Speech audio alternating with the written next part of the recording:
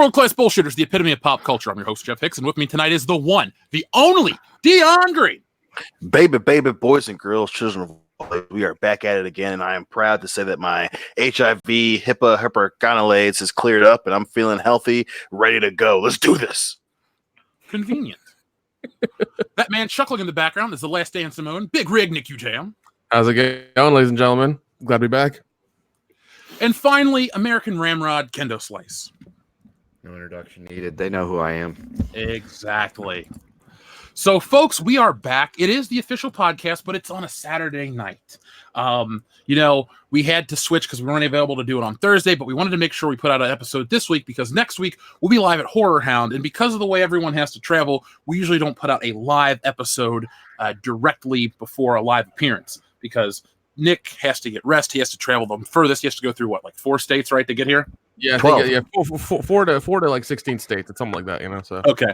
So once you travel the entire 40 contiguous states and you make your way back to Cincinnati to pick me up because of reasons, then we're able to go. So this is episode 187 this evening. This is a big episode. This is going to be covering everything from the D23 Expo, including Marvel, Star Wars, Disney, part 2 of the flop that is Galaxy's Edge, all kinds of stuff, and a whole hell of a lot more. So this is going to be the big one, the big episode, and it's on a Saturday. So we're drinking, we're having some fun. Make sure you guys are having a good time too. And before we start anything, hit that thumbs up button and let everyone know that you love world-class bullshitters because we love you right back. Most of you. Yeah. So, speaking of being back, I'm back. I have been incredibly ill. It's not a joke. It's not an excuse. I was in the hospital. I posted a video of it. I hate to say this, but the reason I posted a video is because a lot of people were skeptical that something was wrong with me. So for the people out there that have complained about a lack of content, I was ill in the hospital. And if you'd like, I can forward you the hospital bill directly, and we can take it from there. But no, he died 3 times for us. Yeah. I don't know. So, those people who say this, who weren't sure what's going on and say it was bullshit or whatever, go fuck yourselves. I'm sorry. I normally would never say that, but I'm like, I've never been this sick in my life, and to have people bitch that I didn't make a Star Wars video or complain about not being on the High Council, I was like, I literally couldn't speak and had a fever and would sleep for 18 hours a day. So the video's on Twitter. The video's on all of our social medias if you need to see it. I am being pumped full of fluids and I'm sweating my ass off, so I look great as always. And today is the first day that I'm actually up mobile. I'm back home too, and I just I feel good. So if you hear a lot of energy in my voice, it's because I'm back. I can consider myself fully 100%. We will have a video out on Tuesday because Monday's a holiday, and you guys aren't going to watch it anyway. And then we'll be back on schedule. So for those out there wondering what's going on, go back, watch my hospital video, get caught up, and figure it out. Those catheter IVs are working like magic. Yeah, well, for those out there like our buddy Phil, I had the worst case of strep some of these people have ever seen. They checked me for a whole bunch of stuff. It was rough. The fever was the part that caught me off guard the most because it was like, I'm okay. I would take a shower to cool down, and the fever would come back, and I was just like woozy as shit. So yeah, and I mean, yeah, as far as I've known, you haven't been sick for a while in that regard. So the fact that it took you down is, it must have been some lethal shit. Yeah, dude, we were it was the week. So what was it? 10 days I was sick. We were covering something live on the channel, and I was like, guys, can you do after hours for me? Because I couldn't stay awake, and so I just muted my mic and kind of fell asleep. And then the following week I had to do that too because it's weird. It's like I would get better and then it would come back and then I would go to sleep and feel better. But anyway, I don't want to bore anyone else with the sick talk, but if you're wondering what's been up with the channel, it's it. Been sick, haven't been feeling well, but I'm back and I'm happy. So let's start talking about our next big thing here on the channel. That's what we do. We do a little housekeeping to start every not Star Wars show, every podcast. Freudian slip. Yes, Freudian slip. That tonight is a Star Wars podcast. So Horror Hound. Kendo, this is going to be our 3rd Horror Hound, right? Yes, Jeff. It'll be our 3rd Horror Hound. Second in Indianapolis. What's really cool? I was looking at some old facts and figures. You realize we've almost doubled in size since last Horror Hound in Indianapolis? No, but that's fantastic. You did call that. You said that was going to happen. So yes, we were at 70,000 last year. We're at 133,000 this year. and change. So to all the new listeners, thank you and welcome. We appreciate it. And next year we're going to go for 500,000. So it's going to be a crazy year. But Kendo, Horror Hound is a great time to meet us. Could you tell the listeners how they can find us at Horror Hound? Yes, folks, if you'd like to meet us at Indianapolis Horror Hound, there's one really easy way to do it. Come to Horror Hound to the convention area on Friday night between 5 and 10 o'clock. You'll see us there. Or if you can't make it then, Saturday, we're there from, I think it's 10 to 7. Yeah. If you can't make it there, come see us on Sunday, where we'll be there. I think it's 10 to 4 or 10 to 5. 10 to 4. 10 to 4. 10 to 4. And yeah, those are the opportunities you'll have to meet us. Yeah, we'll be at the table the entire times that we've announced. We're going to have fun. Come meet us, shoot the shit. We'll be drinking, and we'll be doing some channel stuff in the interim. So if you're missing Good Morning Pop Culture, well, I have good news for you. Saturday, this coming Saturday, a week from today, you'll get a Good Morning Pop Culture live from Horror Hound. It's going to be all of us on camera talking about it, as well as anything you guys want to cover. So do not miss out. That'll be Saturday, September, 7th? 7th. Yep. At, I don't know, let's say 10:30 p.m. or 10:30 a.m. Eastern Standard Time. 5 o'clock in the morning. Yeah. Morning in Thailand. There we go. That's the time we run on. Thailand time. Okay. So one more big announcement. What was that? I didn't copy. One night in Bangkok. Ooh, makes the hard man humble. Not much between despair and ecstasy. Those are the words. No, yeah. That is Joel's favorite song. I bet it is. Yeah. It would be. There's It a would be. shock considering his favorite activities. Yeah. I just love how it says Hastings in the song. So It's true. He is the tranny king of the Kakalakis. both north and south. That's right. So while we also have another announcement to make, I could play dick move and be like, oh, I'll make the announcement at the end of the show, but we have a structure here on World Class Bullshitters. So we have an announcement to make about the High Council. So the High Council is not dead. We're not taking a break. Nothing has changed. We had a miscommunication with Ethan this past week. That is why the show did not happen, but the show's not dead at all. The big announcement I'm going to make is we have an awesome guest, somebody that you guys have requested. He's been on the council only one time before, and instead of making you wait and say, oh, find out on Tuesday, I'm going to tell you now because I want everybody and their fucking uncle to show up to this show. Robot Head is coming back. So if you know Robot Head, he's had millions of views on his Star Wars The Last Jedi content. He's coming back to discuss the Rise of Skywalker trailer, well, D23 Expo exclusive look or special look as they call it, as well as a whole other bunch of topics. And so basically this week's High Council is going to be the show that you guys were dying for last week, as well as, this podcast. We're going to cover a lot of stuff too. So for once, because of the way time works, we're going to be able to scoop the High Council, but you're going to want to catch that as well. So that'll be this Tuesday night, 9 p.m. Eastern Standard Time here on World Class Bullshitters. And as I said, because I'm back, I'm 100% healthy and happy to be back to doing this. Expect the High Council to start on time and have some fun with Robot Head. So if you guys love that, just spread the word. He agreed to be on it. And to keep the High Council exciting and fresh, we're going to try to get really awesome guests throughout the rest of the year because this is a Star Wars year. People talk about, well, this is an election year. This is a whatever year. This is a non-compliancy year, according to Dion's wife. He knows all about that. But this is a Star Wars year, and the High Council is the best Star Wars podcast in the world, so you're not going to want to miss it. So every week, we're going to have something awesome planned that is on World Class Bullshitters. So be excited for Robot Head. Mundane Matt will never be a host or a guest, Dio Brando, so don't worry about that.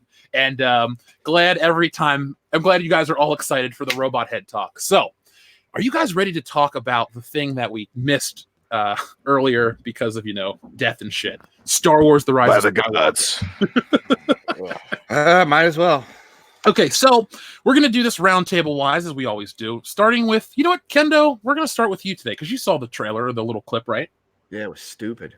Okay, fair enough. But you always have to go last. We're going to go first with you. Kendo, what were your thoughts on the Rise of Skywalker special clip?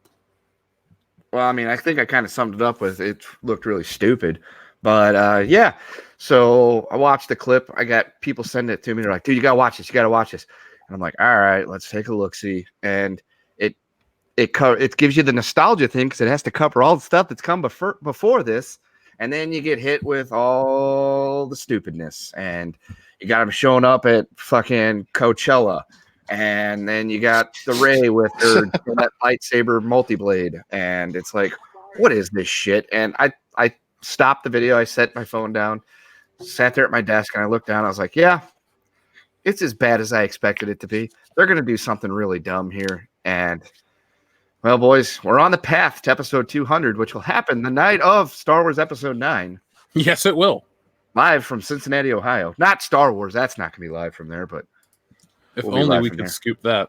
If there was a way we could pull that off, folks, we would do it. But no, it's dude, it did nothing but reinforce every not happy feeling I've had for it.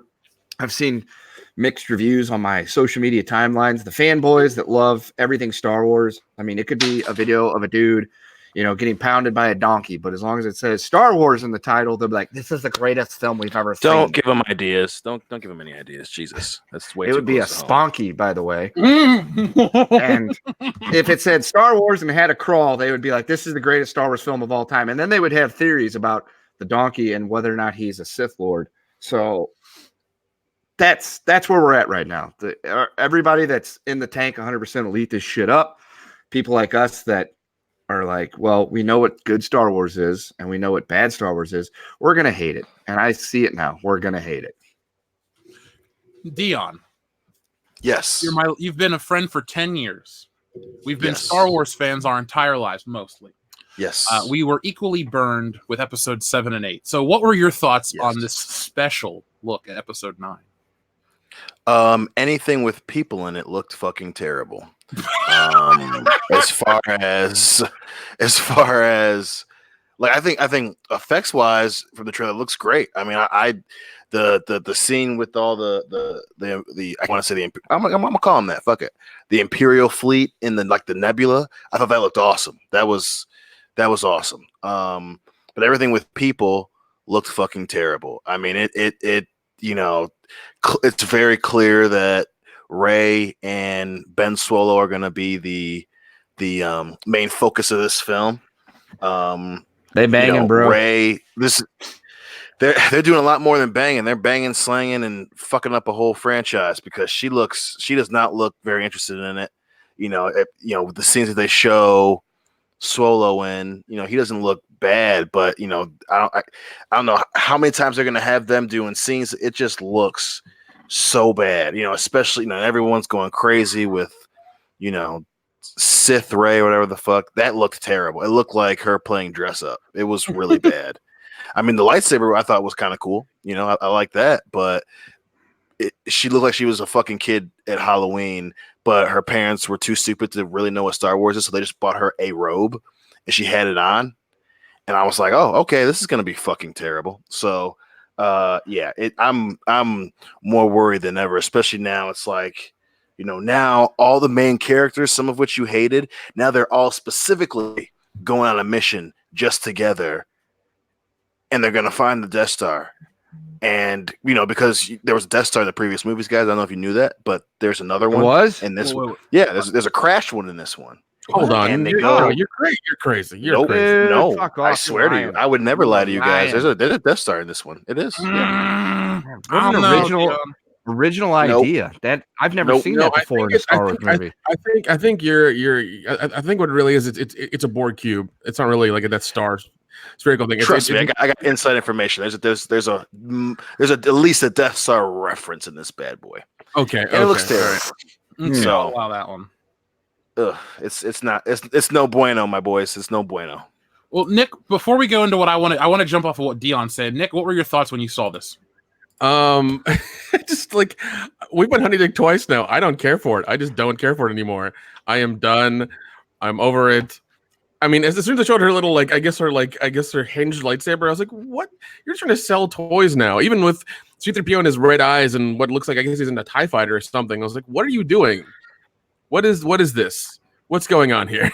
You can buy lightsabers like that at many adult stores. They're called multi-tool. Oh my god! Yeah, I'm done. I'm over it. Even though the last one was horrible and just didn't make any sense. I'm not looking forward to this one. I'm looking forward to meeting up with you guys and watching it together. That's the only good thing about it. Other than that, I don't want to be in the theater to actually watch it. If we could just be together and pretend we watched it and talk about it and just drink, I'd be happy with that. but I don't Duke's care. brothers bet we're gonna have more fun with each other. And the one shot they yeah, have of True. Carrie Fisher looks really, really fake. It looks really horrible. Well, duh. Yeah, it's kind of hard to have a realistic looking image of a woman that's been dead for 3 years. Yeah. So I saw this, and it's like the screw me once, shame on you, screw me twice, shame on me type of thing. So what happens when there's a third time? Well, You get screwed twice yeah, in the backside. yeah, No it's lube. not, yeah, the dark side is right. So I saw this D23 Expo special look, and I keep stressing special because it's very special, if you know what I mean. And I thought, all right, well, we're copying Revenge of the Sith. That's the first thing I thought. Look at the little picture I got on the screen, the little spire that Kylo and Rey fought on. It's literally the blue version of the red version of Mustafar. It's like, okay, so since we've ripped off Return of the Jedi a lot, and now, by the way, folks, I got a video coming out this week with my thoughts on this. It goes a little deeper, and we'll cover some of those points tonight because I want to hear what you guys have to say. But I was watching this and I thought to myself, okay, Revenge of the Sith, you got to copy another final chapter in the Star Wars trilogy. Revenge of the Sith was a pretty damn good movie. So, okay, cool. And that lightsaber duel, while not my favorite, I respect it. Another thing that popped out to me was, Dion, you talked about the fleet, the ghost fleet of the old Star Destroyers, and the way that the rebels came out of Lightspeed is literally from Return of the Jedi. Remember that shot where they're all like, they first get to the Death Star, boom, boom, boom, and they all come out of the camera? That, again, it's all about emotional manipulation through visual imagery with Disney Star Wars. It's never like, let's remind you of something slightly, kind of like a musical cue, like in, for example, For Your Eyes Only. When James Bond types in the code to get into the locker, it's the Spy Who Loved Me theme. Nobody does it better. That's a nice little callback. It's it. It's done. They don't sit. Well, even in Star Wars, they did it in Episode 2 when he kills the Sand People. They have a small snippet of the Imperial March. Yep. Yeah. That was building towards the decline into the Darth Vader the heel turn. Yeah, the heel turn, if you will. But no, I saw that and I thought, boom, another Return of the Jedi ripoff. And then you see Rey and her training and all this stuff. It's like, hey, it's great. She's training in the 3rd chapter. When the story's supposed to be at the end, you finally do what the fuck you're supposed to do in the beginning, in the middle chapter. Awesome. Just what I wanted. It's like, hey, we're going to fix all your problems, guys, in the 3rd movie. And it's like, awesome, but you gave me a broken trilogy. Okay, so I'm going to stop my thoughts on this for a moment. I want to ask you guys, did you hear J.J. Abrams' comments on how he thought that Episode 8 did not derail anything from Episode 9? Like, this was all part of the master plan?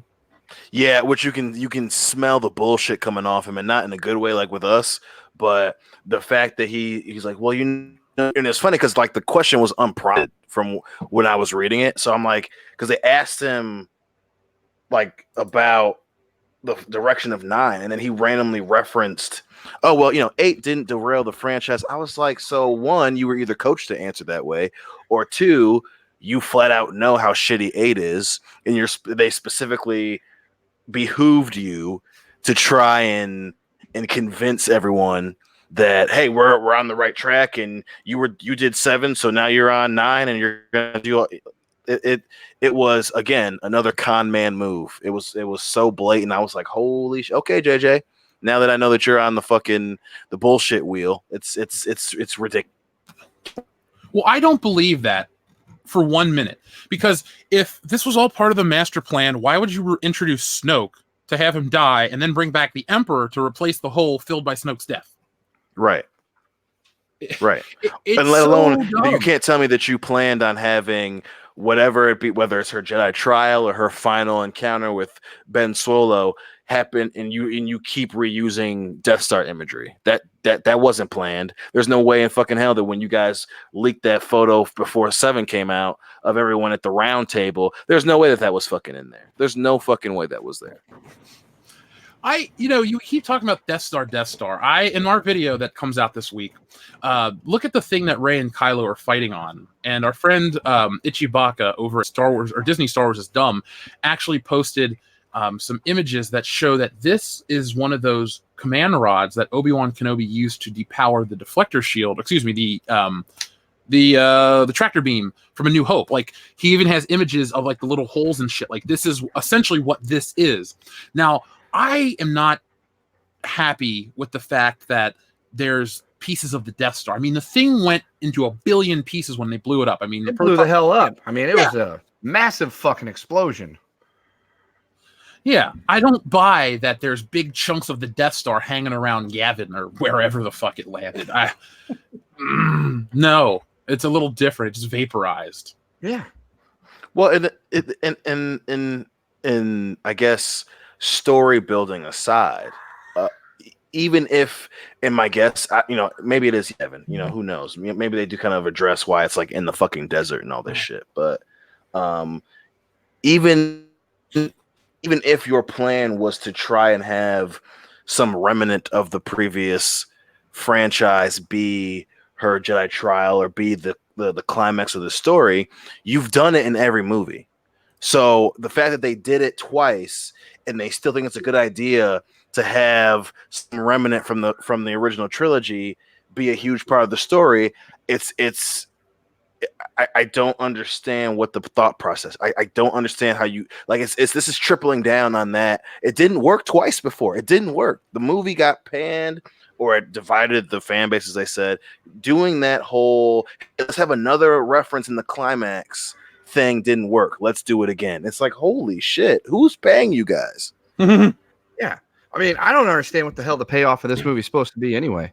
Because she wins in the first movie and she wins in the second movie. I mean, are they going to try to argue, well, technically the first world order, for life won in the second one, blah, blah, blah, blah, blah. And it's like, did they though? I mean, they got away, but Snoke got killed and they destroyed his ship and they pretty much destroyed everybody that it's a command ship. So all the high ranking people should be on it. So she's won 2 out of 2. What's the stakes in this one? There isn't any. None whatsoever. Yeah, exactly. And then she's untrained. She's supposed to not know what she's doing. All of a sudden, she has the powers. Like, it was all bullshit from the jump. I think we should get a hashtag going in the vein of one of our favorite pastimes, the old WWE. Hashtag Lal Ray wins. Because that's exactly what's going to happen in this movie. She is Space John Cena. She's Spawn Spina. Okay.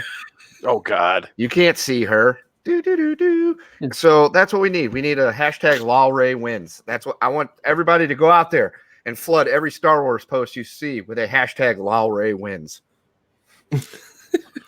Do it to our stuff too. If you see us post something on Twitter, fucking hit us with that hashtag. Let's get it trending. Hashtag LOLREY wins. Yeah, that's how it's going to go down.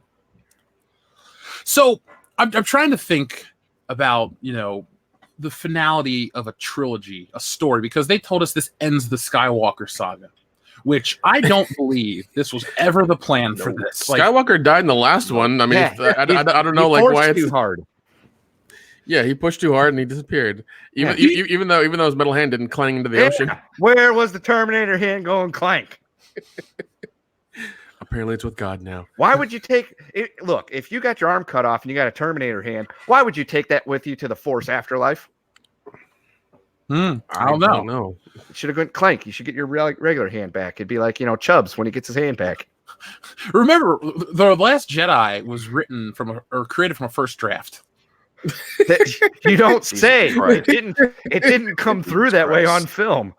Every time you say that never ceases to amaze me that someone paid it doesn't a lot of money for that, and it was the fucking rumored to the first goddamn draft. Holy shit. Well, the best Remember part all the is first drafts you written in college, and how many of those were A pluses? Every one. Oh, yeah.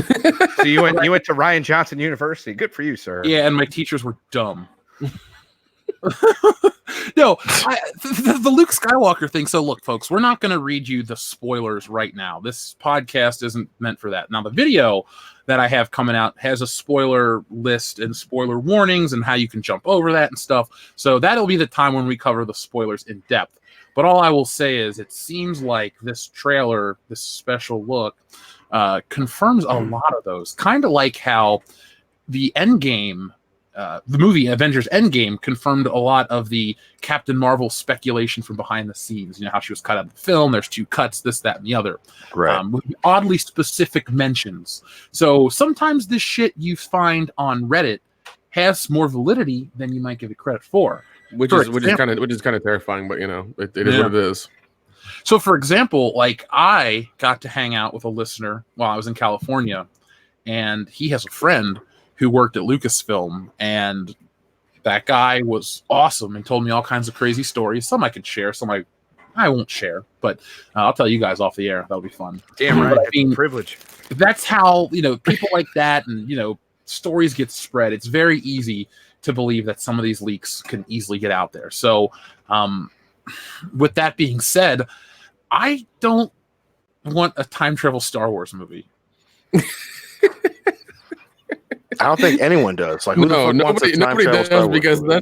that's a horrible idea. Like, how are they even going to time travel? Are they going to do it like in Star Trek, where they just go into the sun or race through it or whatever? Like, they have to slingshot around it at 88 miles per hour through a wormhole.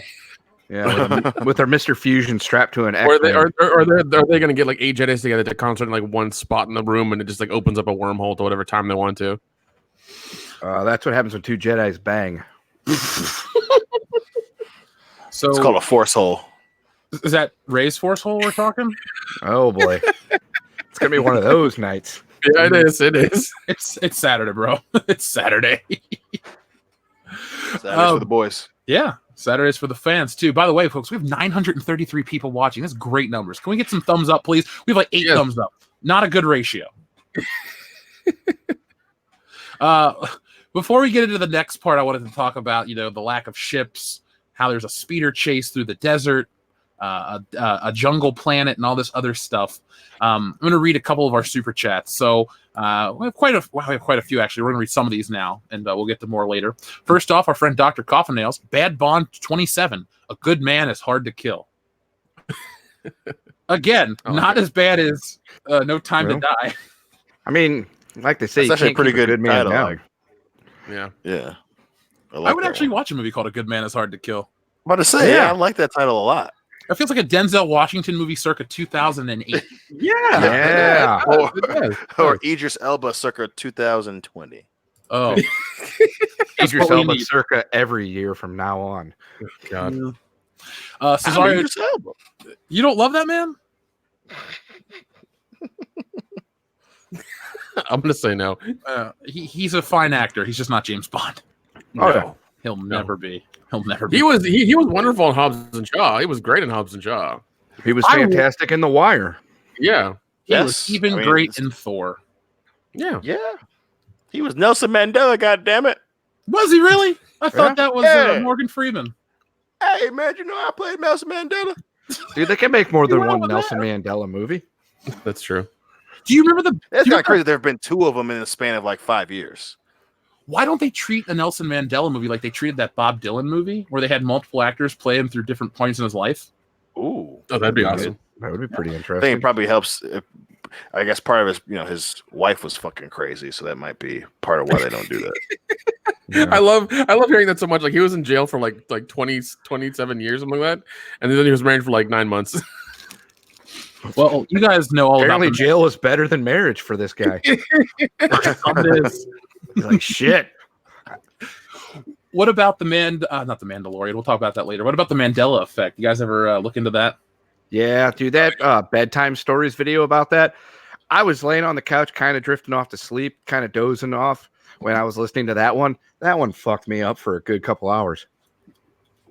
I got a Star Wars themed one I'm working on for the channel. Oh, Ooh. Because the closer we get to the Rise of Skywalker, I have some non-time specific Star Wars related content that's going to require a lot of post-production, but it's worth it. And I'm not going to announce any of them outside of that little hint right there, but I think there's 3 of them. You guys, we've talked about them before, actually. Okay.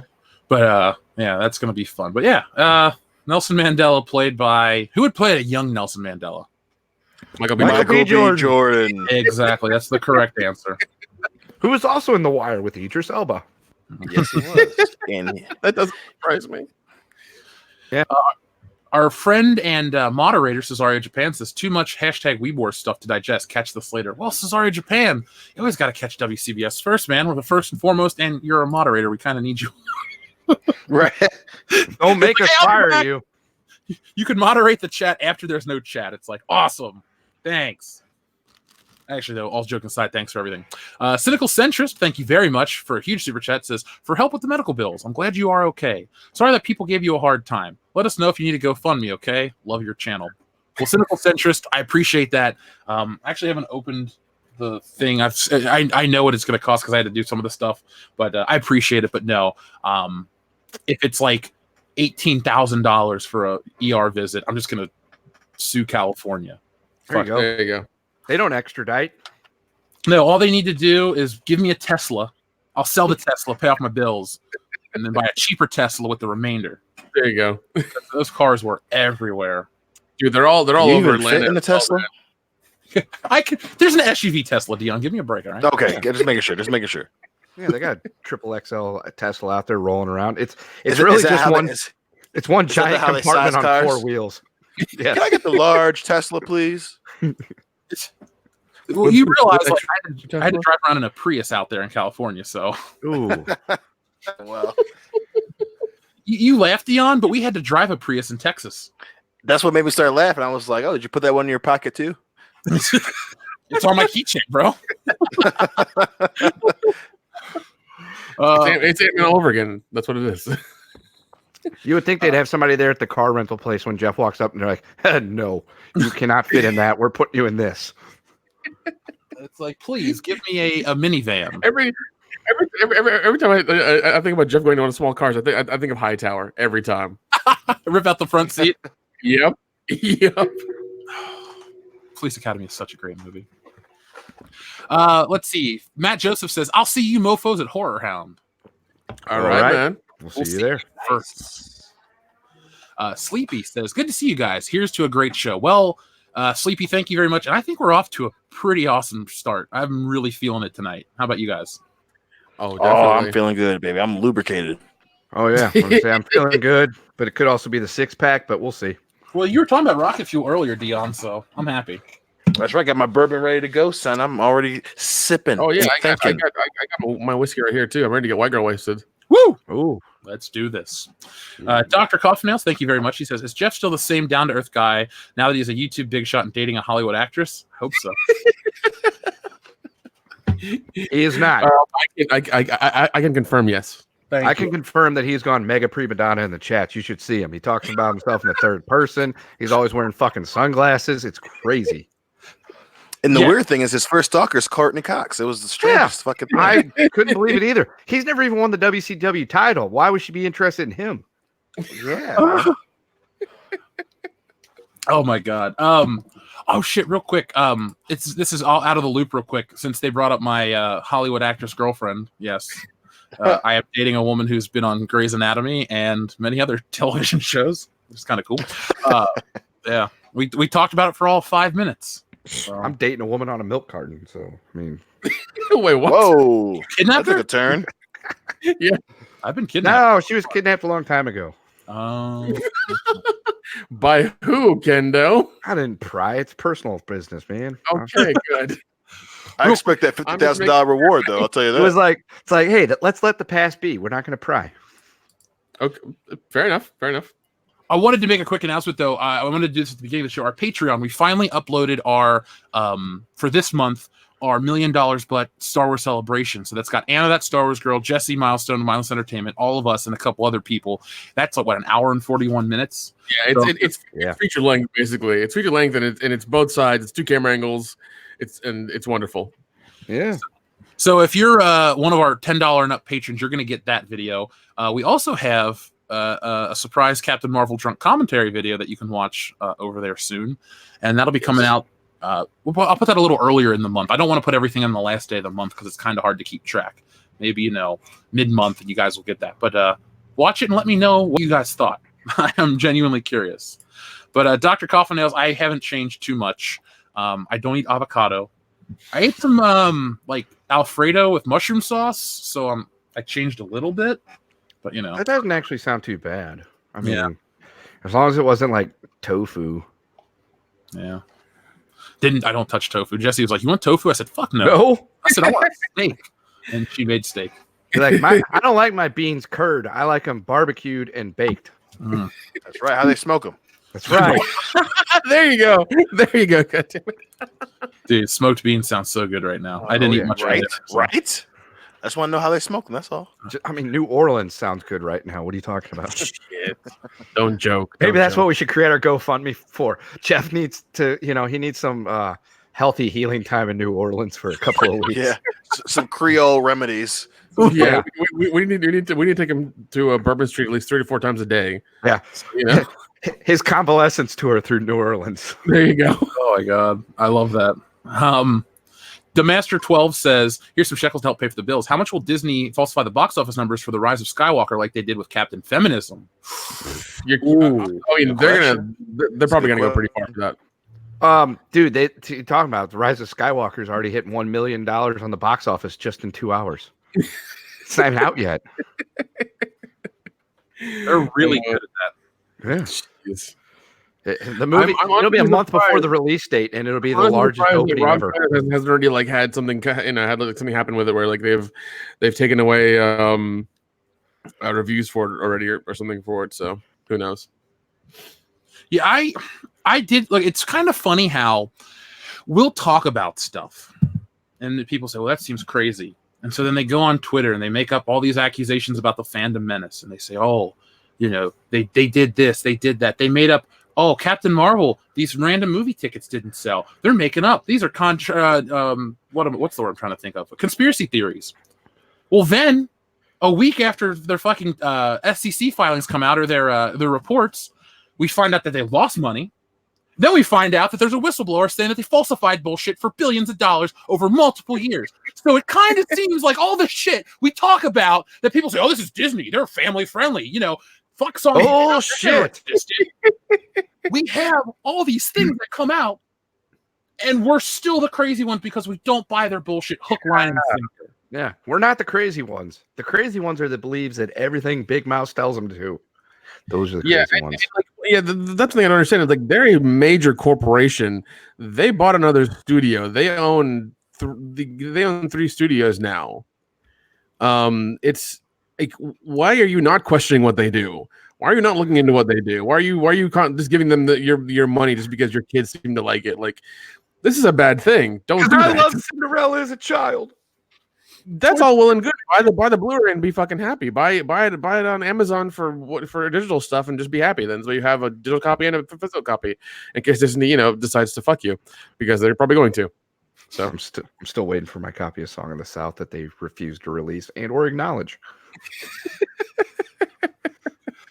So, I mean, I know we talked about it. It was what American Eagle Outfitters had bought all those tickets for Captain Marvel. It's like, spend $50 and get a free Captain Marvel ticket or whatever. Yep. yeah. And then and it's weird too. I'm going to make a video on it because it all goes back from that to Fandango all the way back to Rotten Tomatoes, because they're all owned by the same company. It's funny though, because for $50 at American Eagle, that's half a T-shirt. Yeah. Or half a movie. Captain Marvel. Yeah. If you buy the whole T-shirt, do you get 2 tickets? Oh, jeez. Well, dude, and I think it was we had Roddick on the channel one time. And he was telling us like back in the day that something happened in Rotten Tomatoes where all of a sudden like positive reviews started showing up for a movie out of nowhere. And I was like, oh, if they can do stuff like that, 5 years ago, they could do it now. It's just.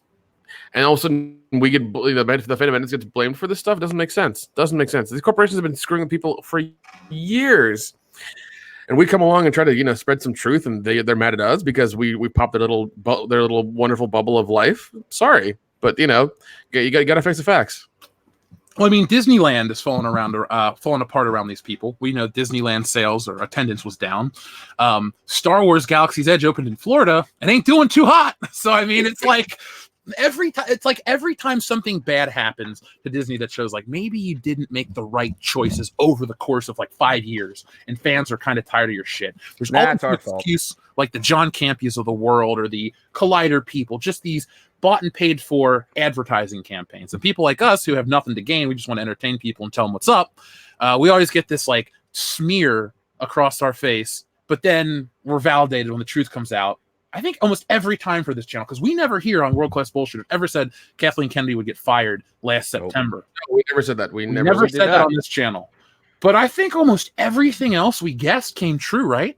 Yes. Just about. I mean, especially in terms of numbers, you know, and, you know, because what do we say all the time? You know, make a good story, build around that. When you go off that path, shit gets weird. And sure, what was the big one that we said about The Last Jedi? Was what was it? The the Russian bot thing. That we came up with that shit too. We were like, I guarantee you that the majority of those are fucking fake, you know. And then sure enough, I was like, oh well, the fans are still toxic, but yeah, a lot of those that were harassing what's her name were fake accounts. Like, oh well, we called that shit out because all of a sudden she's the one that gets ramrodded by all these random accounts that were only, most of them that were commenting were only like fucking a month old at the time or some shit like that. But then then it's like, oh wait, no, but yeah, those were fake. But you know, Daisy really fucking, you know, she got off of social media, and it was like, no, she did an interview ahead of time, you know. So this isn't the first time, especially for major bullshit going down, you know. So you know, you're welcome, America. Yeah. I just find it funny. It's like that, you know how movies have those aha moments where it's like everything comes together. Yes, right. We're living in that aha moment right now. It's like, huh. You know, the dark times are over. We can kind of ride high for a little bit into the episode 9 release, because it's like, hey, all these terrible things, including like I will always say, like, we didn't create, you know, making Star Wars videos. We never created certain types of things, but we did really kind of do the Star Wars toy video and the analytics of the merchandise and stuff like that. Yeah. And again, if you follow the numbers and you follow our videos, which always have the numbers to back them up, you watch the decline, meaning people aren't buying Star Wars. And, you know, we talk about The Last Jedi. They always try to frame it. Framing is very important in all of communication. But the way they always frame it is like, well, The Last Jedi was a critical success that made $1.3 billion. Okay. We always look at what, you know, the critics are kind of iffy. We always talk about the bought and pay for critics. But the box office is like $750 million less. So they always frame it differently. I wonder how they're going to frame this coming movie if it underperforms. Like, officially this channel is not stating that the movie's going to fail, but I say it makes less than The Last Jedi. Oh, easily. Yeah, I'm calling it under $1 billion. That's my call.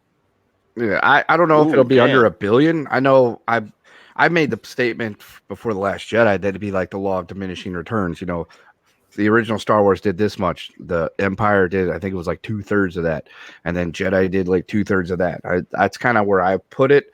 And I don't know if The Last Jedi did 2/3 of what The Force Awakens did, but I guarantee you that the next one will be pretty much the same thing. It won't go past The Last Jedi. I don't know if I think it'll make it at least possibly to $1 billion, but it ain't gonna get anywhere close to what Episode 8 did. Well, I mean, Scott Mendelson always talks. It's weird too. He's another person. Like, I would bet, like, not just a Dukes Brothers bet, but I'd put, you know, $50 down that he knows who we are, because we talk about him a lot. In the video. He knows. He knows. But if you pay attention, he has to. But if you pay attention to the way he's reported over the last year, since, you know, his videos about toxic white males or box office poison, all this shit, he's actually really changed his stance on like Disney movies and Star Wars in general. And he talks about how, like, he still stands by that they'll make money and this and that, but he also talks about, now he talks about the possibilities that are not guaranteed things. It's like these people are finally waking up to this. And I'm really hoping that, like, we'll get back into the movie talk in a minute, but this is more of like a talk about the movie reporting. I'm really hoping that the reporting around Episode 9 is very honest, because everyone bought in. Well, it has to be now. 7. 8 it has to be. The biggest dupe in history. Oh, yeah. Yeah, and as far and here's the funny thing, like, Disney's not doing, as far as I know, they're not pulling any weird stuff, like having it to where the movie has to be in a big theater for 4 weeks, you know, out of the, you know, in the first month or whatever, in one of the major, you know, the bigger theaters in the theater, so in one of the bigger screens, like they did with The Last Jedi. So yeah, I don't think they can pull that off. We'll find out the closer we get. Obviously, we're going to cover that stuff. Yeah, but it'll be interesting to see. I'm excited, not like excited as in like to buy shit. Well, I'm interested to see how Force Friday 3 or whatever, with the release of the video game, the toy line, and whatever else. I'm interested to see how that performs, because I have a video coming out next. I don't know if I should do them like stretched out or just put them all in a row, because I got so many of these things I want to make. That's talking about the death of the Star Wars brand again. It's not like I'm beating a dead horse here. There's new information, new statistics, and I'm really excited. I haven't gone back to stores to film, so there you go.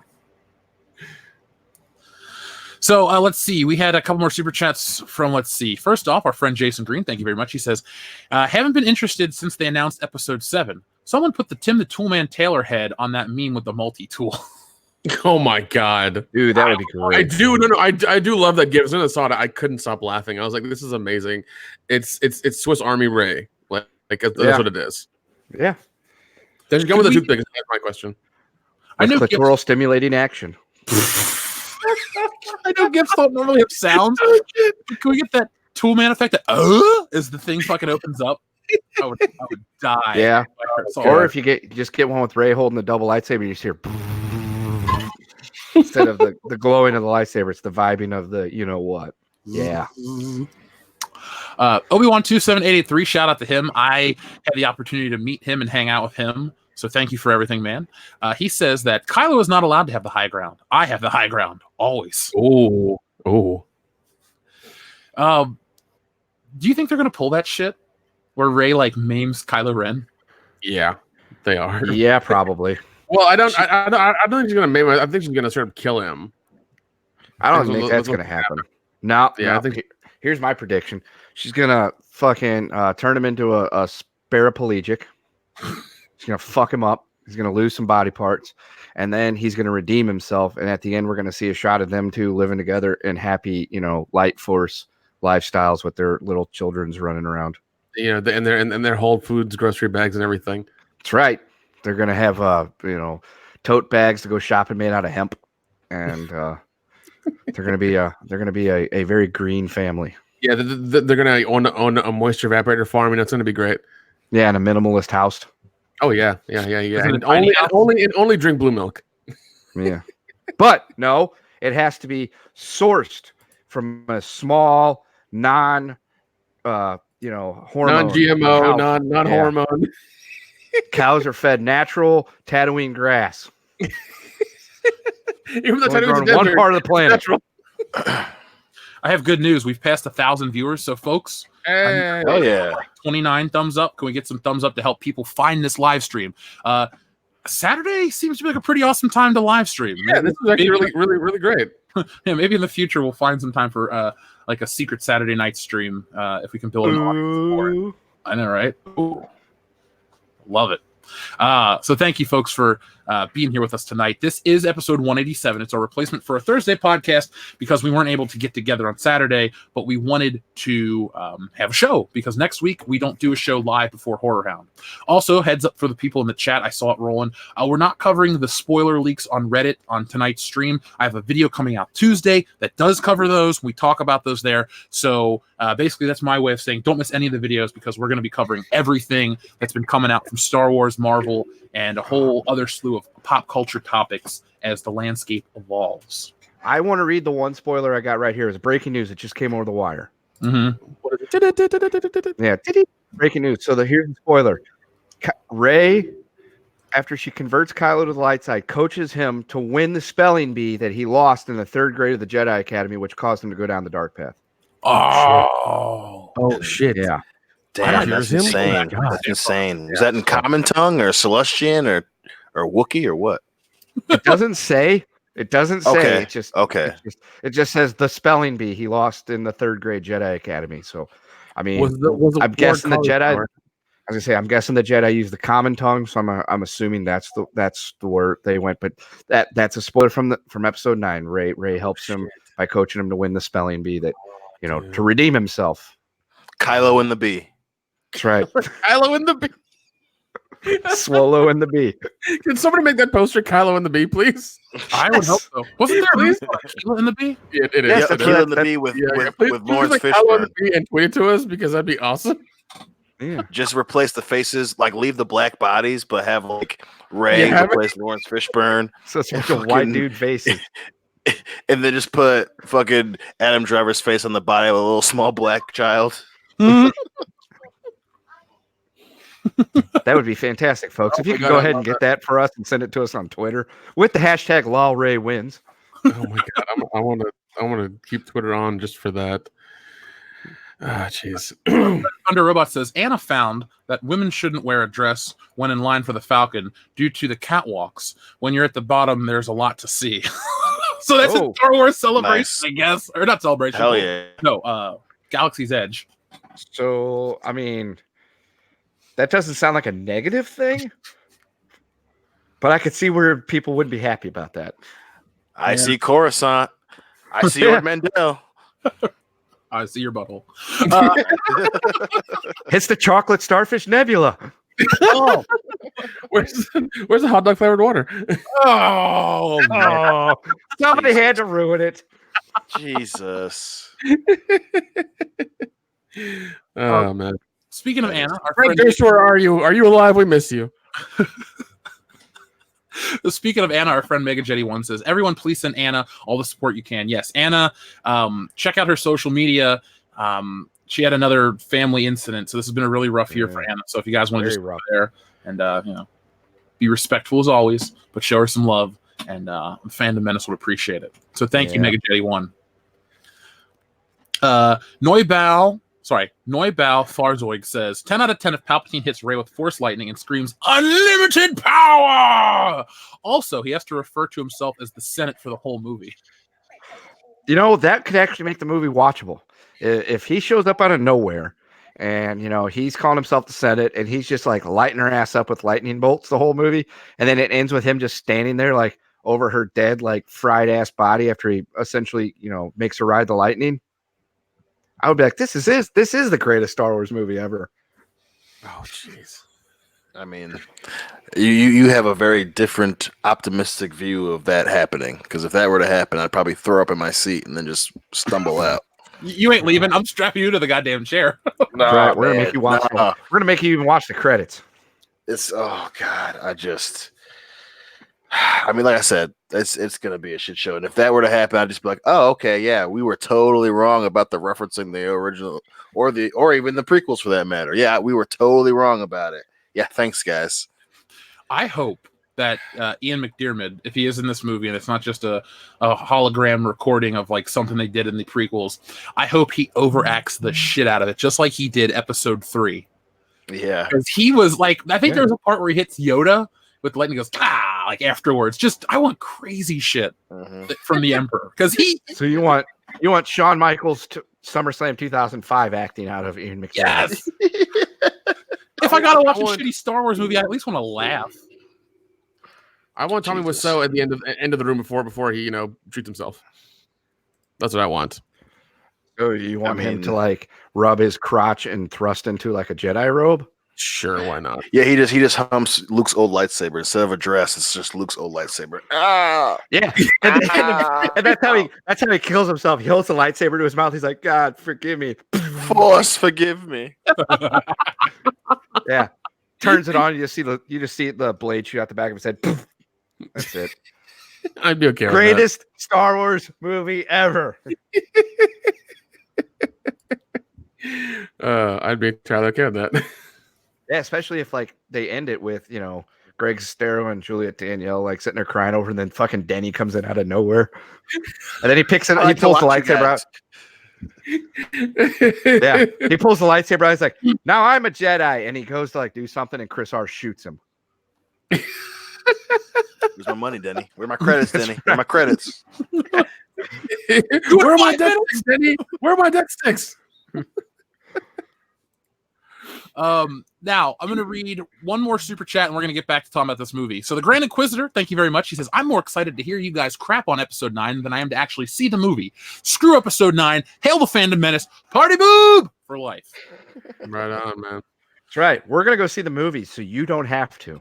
That honestly is our new slogan. We'll watch shit so you don't have to. So, we're not calling for boycotts here on World Class Bullshitters. It's not how we never operate. do that. Wait. Wait till you see our review. And we'll always be honest about these movies. Now, if all of a sudden we're recording our review from, like, I don't know, a New York City high-rise apartment or something, and there's, like, waitresses and we're drinking champagne, either we've really made it big and that's in the future, or if that happens for our episode 9 review, we're being held at gunpoint by Disney with a lot of money. So, watch our eyes, because we will blink Morse code, and that'll be the real message. You guys got those pamphlets I sent you about how to learn it, right? Yeah. We do, man. I got mine. I'm good. I'm practicing right now. Good. So, we're just letting you guys know we will have full review. We're gonna all come to town and make a big thing out of it. So be prepared. So this Disney special look, I really just the Dark Ray stuff. Now, clearly, that's not going to be a plot point. That's okay, so did you guys see the Russo brothers article that came out about how they make fake shit for their trailers all the time? Right. No, I didn't actually. Yep. I'm a firm believer that the stuff for this trailer, the Ray parts, aren't real. Because let me pull up the image again. Yeah, right. It looks weird. Like the way that shot was in the film. Oh no, it does look entirely weird. It does look like it's very manufactured. Yeah, I don't know if I believe that that's actually something they filmed or just photoshopped and fixed in post. Well, with the latter. I mean, I think that's a possibility. I mean, and again, that's before even getting to the possibility of the fact that it's something that they, like you said, it's a post edition or a last minute edition. I think that's story wise, who knows what the fuck they're going for, but yeah, it could just be something that they picked up from what the Russos did and just added shit in there, and then who fucking knows, especially with them these last few years, man. It's weird. Yeah, I'm still gonna stick by the whole fake thing. This to me feels tagged on. It's to get people to talk. It's to get people to get the Star Wars social media numbers up, and then to get you to see this movie. Now, the reason I say that too is, like, thematically, structurally, why would you're not going to turn her evil in the last movie, because this is the end. There's all these public interviews with, this is the last one I'm involved with, this is the end of the story, X, Y, and Z. Okay, cool. So if you're going by that, why would you also too have a force flashback of Rey being evil? Because we already mirrored that scene in The Last Jedi when Rey went down into the Octu basement, whatever we're going to call it. She saw all the mirrors and she snapped her finger and it was like, and then it was the glass and your parents are nobodies and all this other dumb shit. Like, if you tell me again, J.J. Abrams, how you guys aren't retconning episode 9 for episode 8's mistakes, first off. Secondly, there's no way you do that. I think this is something to hook people. It is, because I'm watching it at like 1/4 speed on YouTube right now, and they've done so much post-production on this, it is ridiculous. I think the dress she's wearing is real. The lightsaber obviously is as well because of the motion of her hands. But I don't know, everything else, like the hood looks fake. Well, to your fake. To Jeff's point, I think that, like I said, I'm not going to put it past them that this is a fake part of the trailer. What I will say though is, even though they already did this in The Last Jedi, I would bet half my 401k that they're literally going to copy more of the prequels. This scene specifically, copying Empire Strikes Back. This is her Dagobah cave scene. This is her facing what could be scene. With again, she looks terrible in this. This looks like she just literally just put on a robe and is holding something. And again, I think that's the scene. I think that was added at the very last minute for the trailer. And I think that, again, this is them putting that in the forefront to sell us something. So I wouldn't be surprised if, even in terms of the way that the movie goes, that this scene is completely out of place. I think this is probably going to be out of place more than the fucking racetrack scene in The Last Jedi. I really think that they're going to copy Return and Empire Strikes Back out the ass in this one, and I think this is a clear example of that. Also, this reminds me of Phantom Menace, like where you saw the trailer for that, and you saw Darth Maul for the first time, and everybody freaked out. Yep, that's just kind of reminded me of. But like, we've already seen that, like, a long time ago, and this doesn't have the same effect because it's just like, oh, You're doing another double-ended red lightsaber. Cool. I wouldn't be surprised if that was the inspiration for it. I really wouldn't. I don't want to give JJ and Lucasfilm and any of the writers any credit, but I would not be surprised if their entire planning for the script for this film was writing a bunch of shit on the board from the previous movies and then drawing lines between each column. I think that they literally went Darth Maul, Empire Strikes Back, Dagobah, Rey. I would fucking bet assholes to elbows that that's exactly how they fucking did this movie, because it screams Dagobah to me, and especially with you bringing up Darth Maul. I mean, holy shit, the whole her flipping it to where it becomes parallel. That's not even a joke. That's literally how they planned so many parts of this whole fucking franchise. Yeah, because I mean, you remember the trailer for Phantom Menace first time it came out. It's him holding it like, parallel, and he turns on both ends, and you're just like, oh my god! And then that was it. It was only like a 5-second scene, and it just blew your mind as a kid. And this is exactly what they're doing again. It's just that the first image you see is like both lines parallel next to her face, and just makes it parallel by itself. It's just they're trying to bank on that, and it's just I'm just not feeling it. And then to kind of to play to Jeff's compliment about me being a Star Wars fan, the other rumor is that it's a clone, right? So it's an Emperor clone, whatever. So it's Evil Rey, which in of itself, I think in a vacuum is not a bad idea, but that kind of goes back to the previous point. We're doing original stuff, but we're copying other stuff. That's an EU thing. So even if people are right and they're excited and it's a clone, that's literally the Animal Thrawn series where the fucking dude clones Luke from his hand. So I'm not saying that's the case. I'm not saying even if they do that, there's a small possibility that they got it from some asshole who came up with it during the meeting. I understand that, but you can't tell me that even if that is the fucking case, that they're not picking and choosing from previous properties in Star Wars and putting in this fucking film. There's no way that you can see me. If they have clones and time travel in this movie, I'm out. I am already out if that's the case. Like, forget it. I'm done. Right. I mean, they cloned the plot, so why not? That's That's true. a good point. That's a good point. This has been the clone trilogy. What are you talking about? Shoot. Well, even then, it's like, even if you want to make the case, well, maybe it's not the EU, the original EU. Maybe it's not the Grand Animal Thrawn trilogy.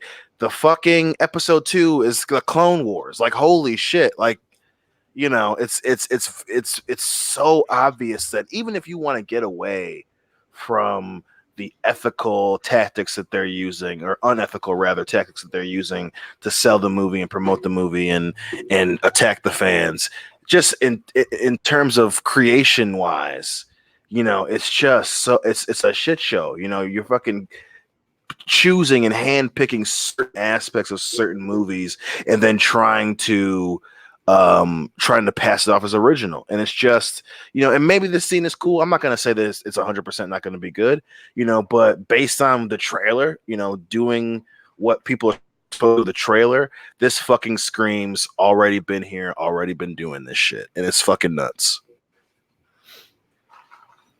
Yeah, I mean, the clone thing has been popping up.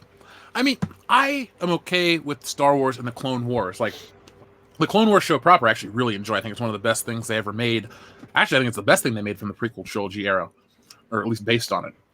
But I like the clone troopers. I don't like the idea. I know it comes from the old EU, which for some reason they got rid of the old EU, but now they want to milk it because it makes for quick stories. But I never loved the idea of the Emperor being cloned and cloning this and cloning that. Like, cloning to me, when I think of cloning, I think of either Daisy the Sheep or I think of Spider-Man. And now, if you're a comics fan like I am, and we have some comic artists in the chat right now, you remember the Clone Saga from Marvel in the 90s.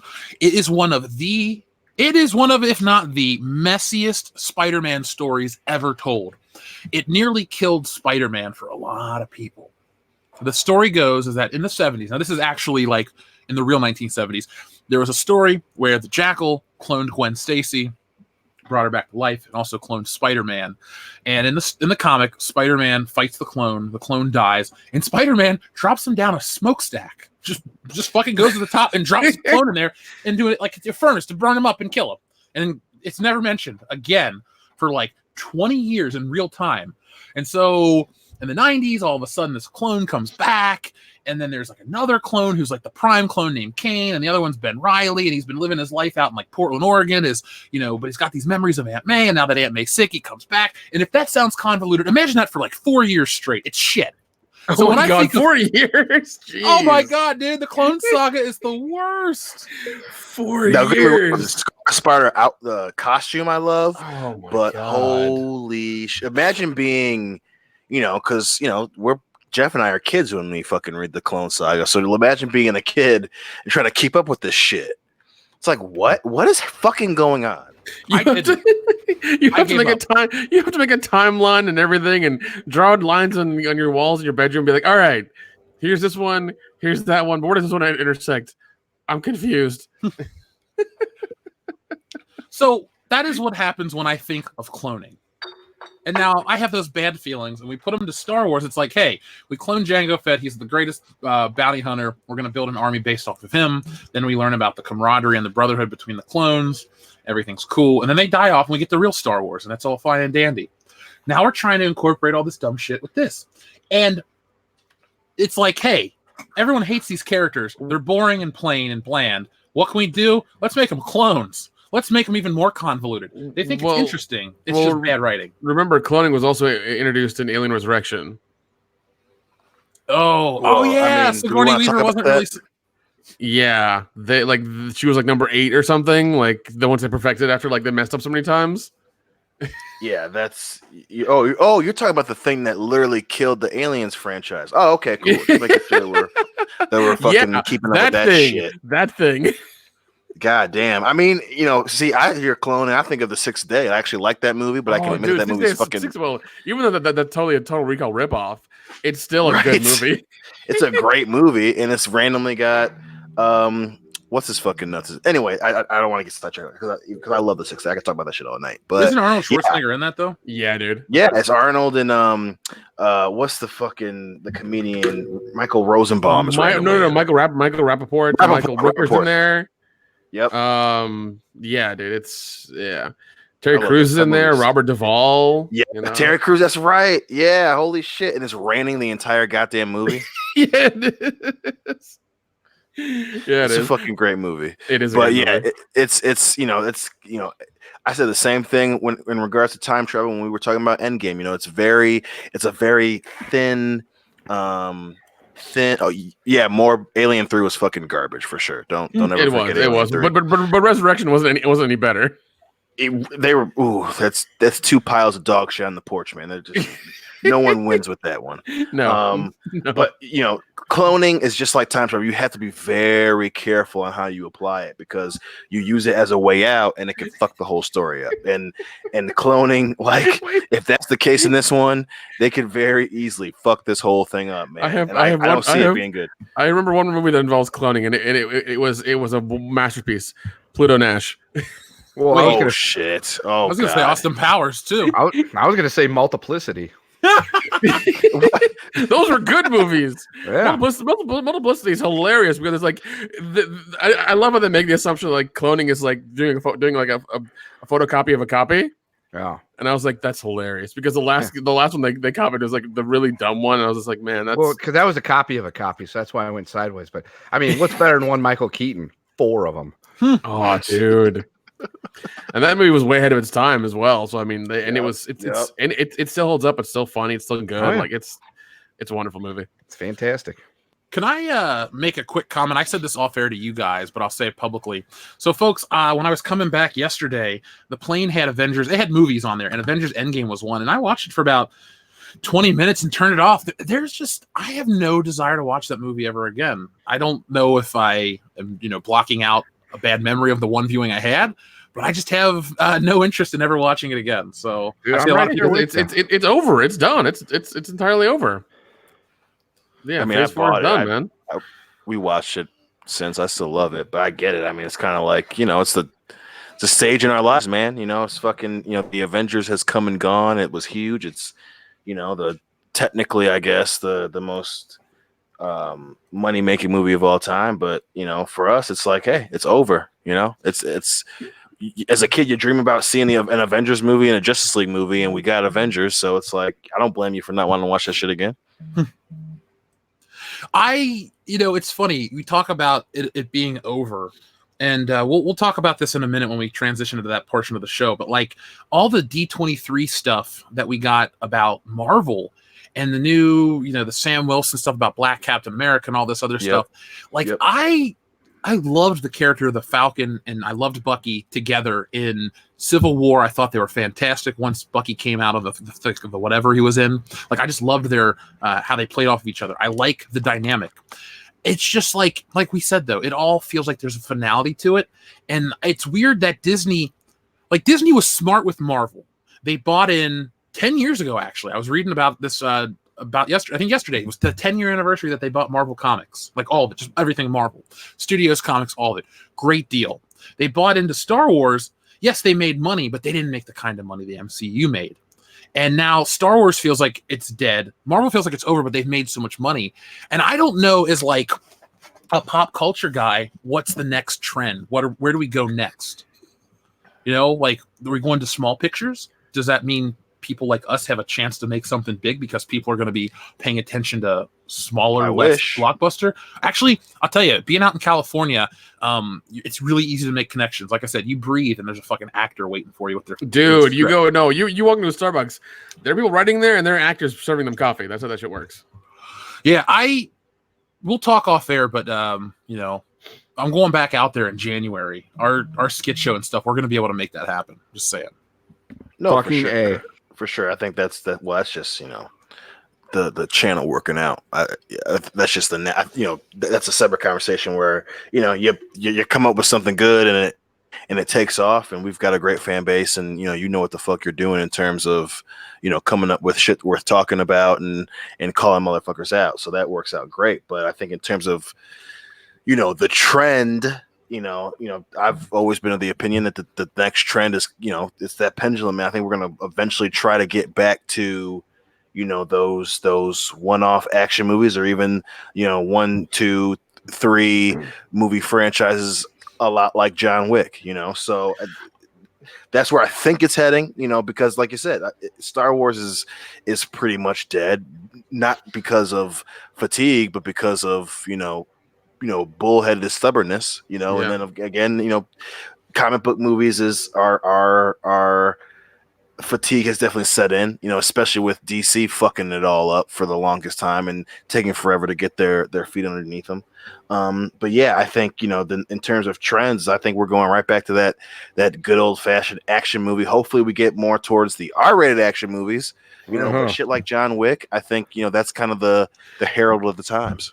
Yeah, no, I mean, like when I watch Hobbs and Shaw, like 20 minutes in, I text you guys like, this is hilarious. This is a damn good movie, and I love that movie. It was just ridiculous. It was fun. It was over the top. It was crazy, and I hope there are 2 more of them at least. But I really do.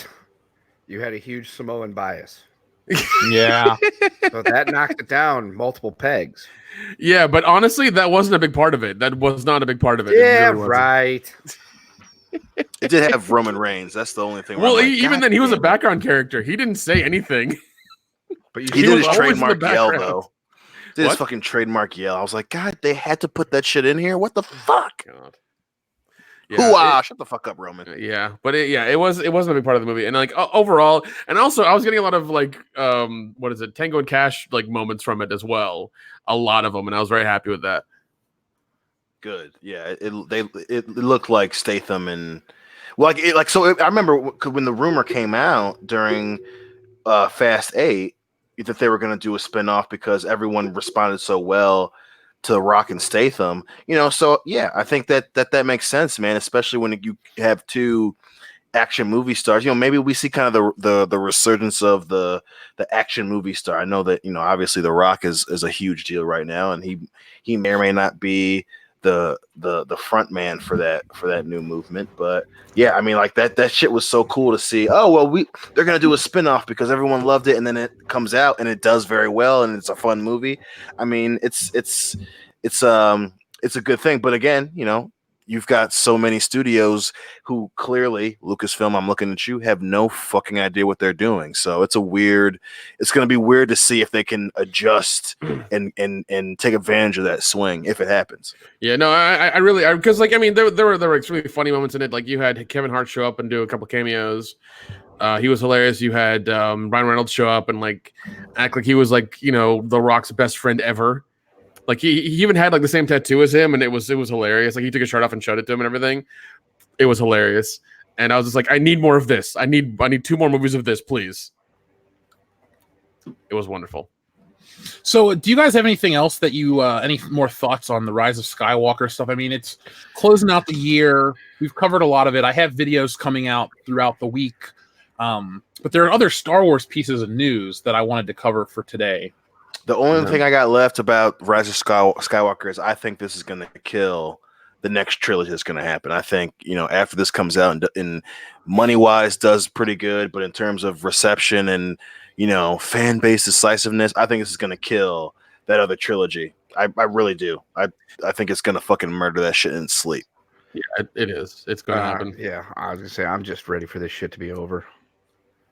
Now, originally we were going to cover the Mandalorian first, but there's a little more to talk about that. So not quickly, but our next segment, it's still Star Wars, folks, so stick around. You're going to love it. The Obi-Wan Kenobi show. Now, we covered that 2 weeks ago when it was rumored, then it got confirmed. Now we have just a small piece of information that it's going to take place during Solo, a Star Wars story. Do you guys have any thoughts on that timeline? They want to make Solo work so bad. I promise you, it's going to be a propaganda film for Solo. Yeah, because he's going to run by Solo, or something's going to happen where they like cross paths or something. It's going to happen.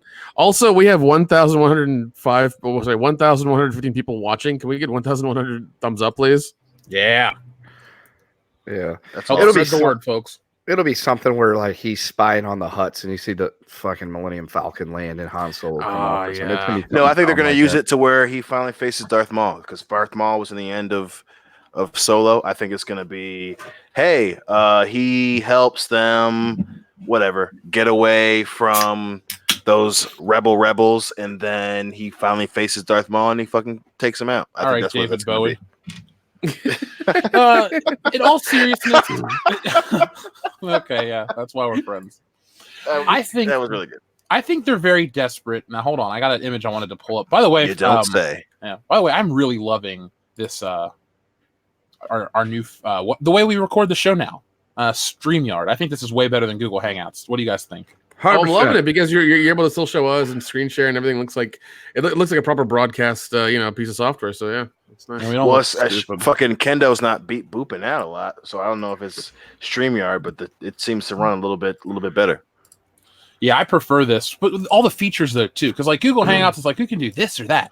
We can now with this, it's like we can do this and that and that.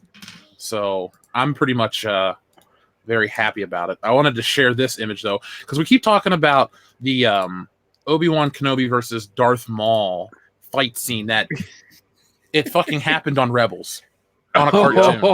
Yeah, there's the image right there. I didn't even know that. Jeez. Like, it's awesome that we want to see this fight happen again. Like, time has changed my perception of Episode 1. I didn't like it when it first came out. I got it on tape, barely watched it. Really kind of killed my interest in Star Wars, when being perfectly honest. As a 10-year-old kid, it was not made for me. You know, Lucas says it was for kids, not this kid. But as we get further away from the movie, I appreciate certain elements. And that lightsaber duel from Episode 1 is up there as one of the best.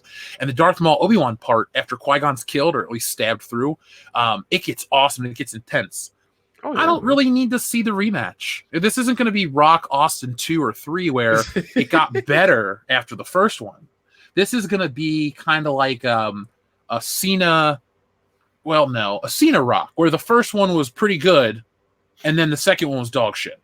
Yeah. Like, I don't get why people are so obsessed with seeing the thing that's already happened. Well, I think it's guilt, obviously, because one, it's guilt on terms of George and Lucasfilm because they realized that, hey, we had a great bad guy and we fucking killed him. I think the other side of it is guilt because, people um who liked episode one, and I'm not saying you shouldn't have. I liked episode one because I said it for years. One of the first things I said when we talked about Star Wars as friends, I said I like it from Darth Maul showing up to the end. That's how I look at the Phantom Menace, and I think that this call for a rematch between the two of them is guilt on the fact that people were like, hey, I talked so much shit about the Phantom Menace and I didn't like it, but now I'm gonna say that I want to see a rematch because it's kind of the cool thing to do. I think that's the biggest fucking thing because again, I'm okay with them not facing because Obi-Wan fucking beat him. Obi-Wan's obviously become a Jedi Master. Fucking Darth Maul, even that he's still alive, he's got fucking robot legs, and he wasn't better than Padawan than Padawan Obi-Wan. So I don't need to see it again. But yeah, it's one of those things where the trend is to have a rematch type thing. We want to have the characters duke it out a second, third time because it's this is his antithesis bullshit, and yeah, it's just misplaced hopefulness in terms of fans and fucking, in this case, Lucasfilm. Yeah. Overall, the fact that you got Ewan McGregor back is awesome. I can't complain about that at all. And the dude's fantastic actor. Okay, I had this discussion with Jesse. I want you guys' opinions. Is Ewan McGregor a better Obi-Wan Kenobi than Alec Guinness? Yes. No. Ooh. No. He's okay. Okay, here's the thing. Alec Guinness was good old Obi-Wan Kenobi. Ewan McGregor is a good young Obi-Wan Kenobi. That's how I look at it because it's just a different age thing. Alec, you cannot have old Obi-Wan Kenobi without Alec Guinness. You can't have young Obi-Wan Kenobi without Ewan McGregor because it's just a different time in their lives. They're different people, and it's a good dynamic the way they showed it. And I personally, I can't say either or. I mean, I can't say one's better than the other. They're both good because they're both done at different times in their lives. Diplomatic. The only reason I ride the fence there. What? Well, it's true. Yeah. It's true. It's true. No, you're wrong. You're wrong. But and I'll tell you whatever. Why. Don't be mad because I made a really good point. You can't do that right now. Okay. Don't worry. I'm about to smash your point right now. Whatever. But, I think it was interesting. The reason why you are wrong is because I think in terms of the character Obi-Wan, obviously, they're different ages. That's fine. But in terms of Star Wars, in terms of the placement of the characters and what they mean to the overall story, Obi-Wan is the one dude who's not supposed to change. So he is Darth Vader's master. He's Anakin's master. He's the one that taught him everything he knew up until becoming a fucking badass killer, assassin, crazy person. And the reason why I think that Alec Guinness is better is because as great as Ewan McGregor is, Alec Guinness didn't want to fucking do Star Wars. And I think that happened, whether it's coincidence or what have you, that aligned perfectly with what Obi-Wan, I would assume, would be at that time of his life. He's old as fuck. He's Roger, too old for this shit. He's helping Luke out and doing all this because he really has to. Even in the original Star Wars, he's like, I'm too old for this shit. He doesn't say I'm too old for this shit, but he goes, I'm too old. You should come with me to Alderaan. I can't do this anymore. And I think that fit perfectly with where Alec Guinness was in terms of Star Wars. And it just that's one of those alignments that worked and made Star Wars so awesome. Is you had this crotchety old man playing a crotchety old man. And as awesome as Ewan is, I will forever love him for saying he wanted to keep playing Obi-Wan Kenobi. Obi-Wan's not I wouldn't see him as optimistic after Revenge of the Sith. I see Obi-Wan being a crotchety old English dude who doesn't want to fucking hear this bullshit. And I think that's why he is by far will always be the best Obi-Wan, bar none. Okay. Well, here's why Obi-Wan, the best one, is Ewan McGregor. Not saying that you're wrong, Dion, but Nick totally is. Damn. I'm just getting shit on all the place. Ewan McGregor. Kuz Bros. That's right. Kuz Bros for life. What up? So here's why Ewan McGregor. Backs, Jesus. Here's why he is the best one, because I can concede to you the whole, crotchety old man. That's where they're at in their life, and he didn't want to do it. Ewan wanted to do it, and he put everything into it. He was not the main focal point. He was not the main character of the original, of the prequel trilogy.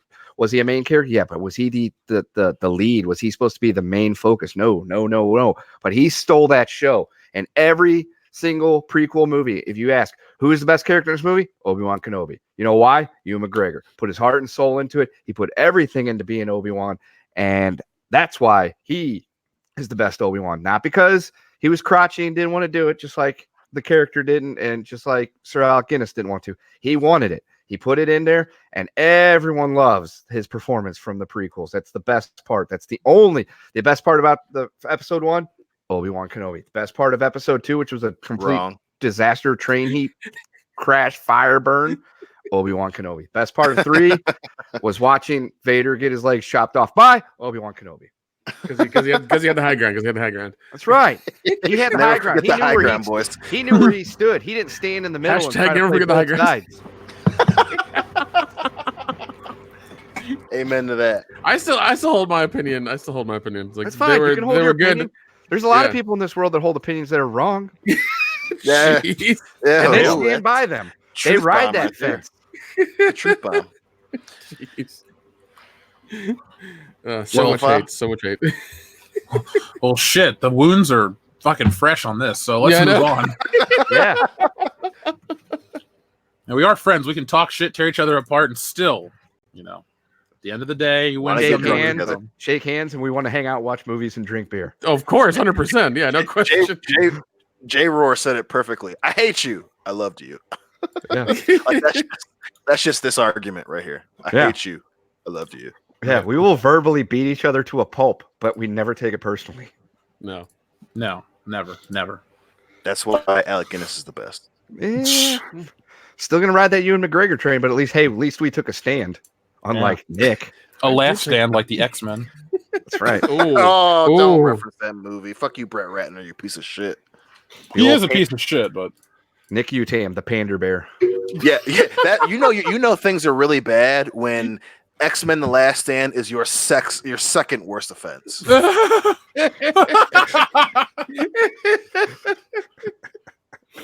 Oh my god. I love it. So speaking of love, let's hold on. Let's read a couple more super chats before we jump into the Mandalorian, because there are a couple, related questions we need to answer from the listeners. All so right. DeMille Jr. says, Boss Nass motorboating, a Star Wars story. Okay, so now, guys, this isn't like a quick, we're going to read a super chat and blow over it. I want everyone here, starting with you, Dion. Give me your best Boss Nass motorboating sound effect. All right, here we go. Oh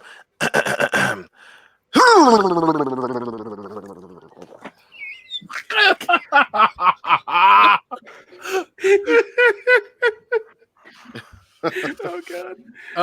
Nick, you go. All right. That's actually pretty good. There we go. Kendo? Me so wanted those titties.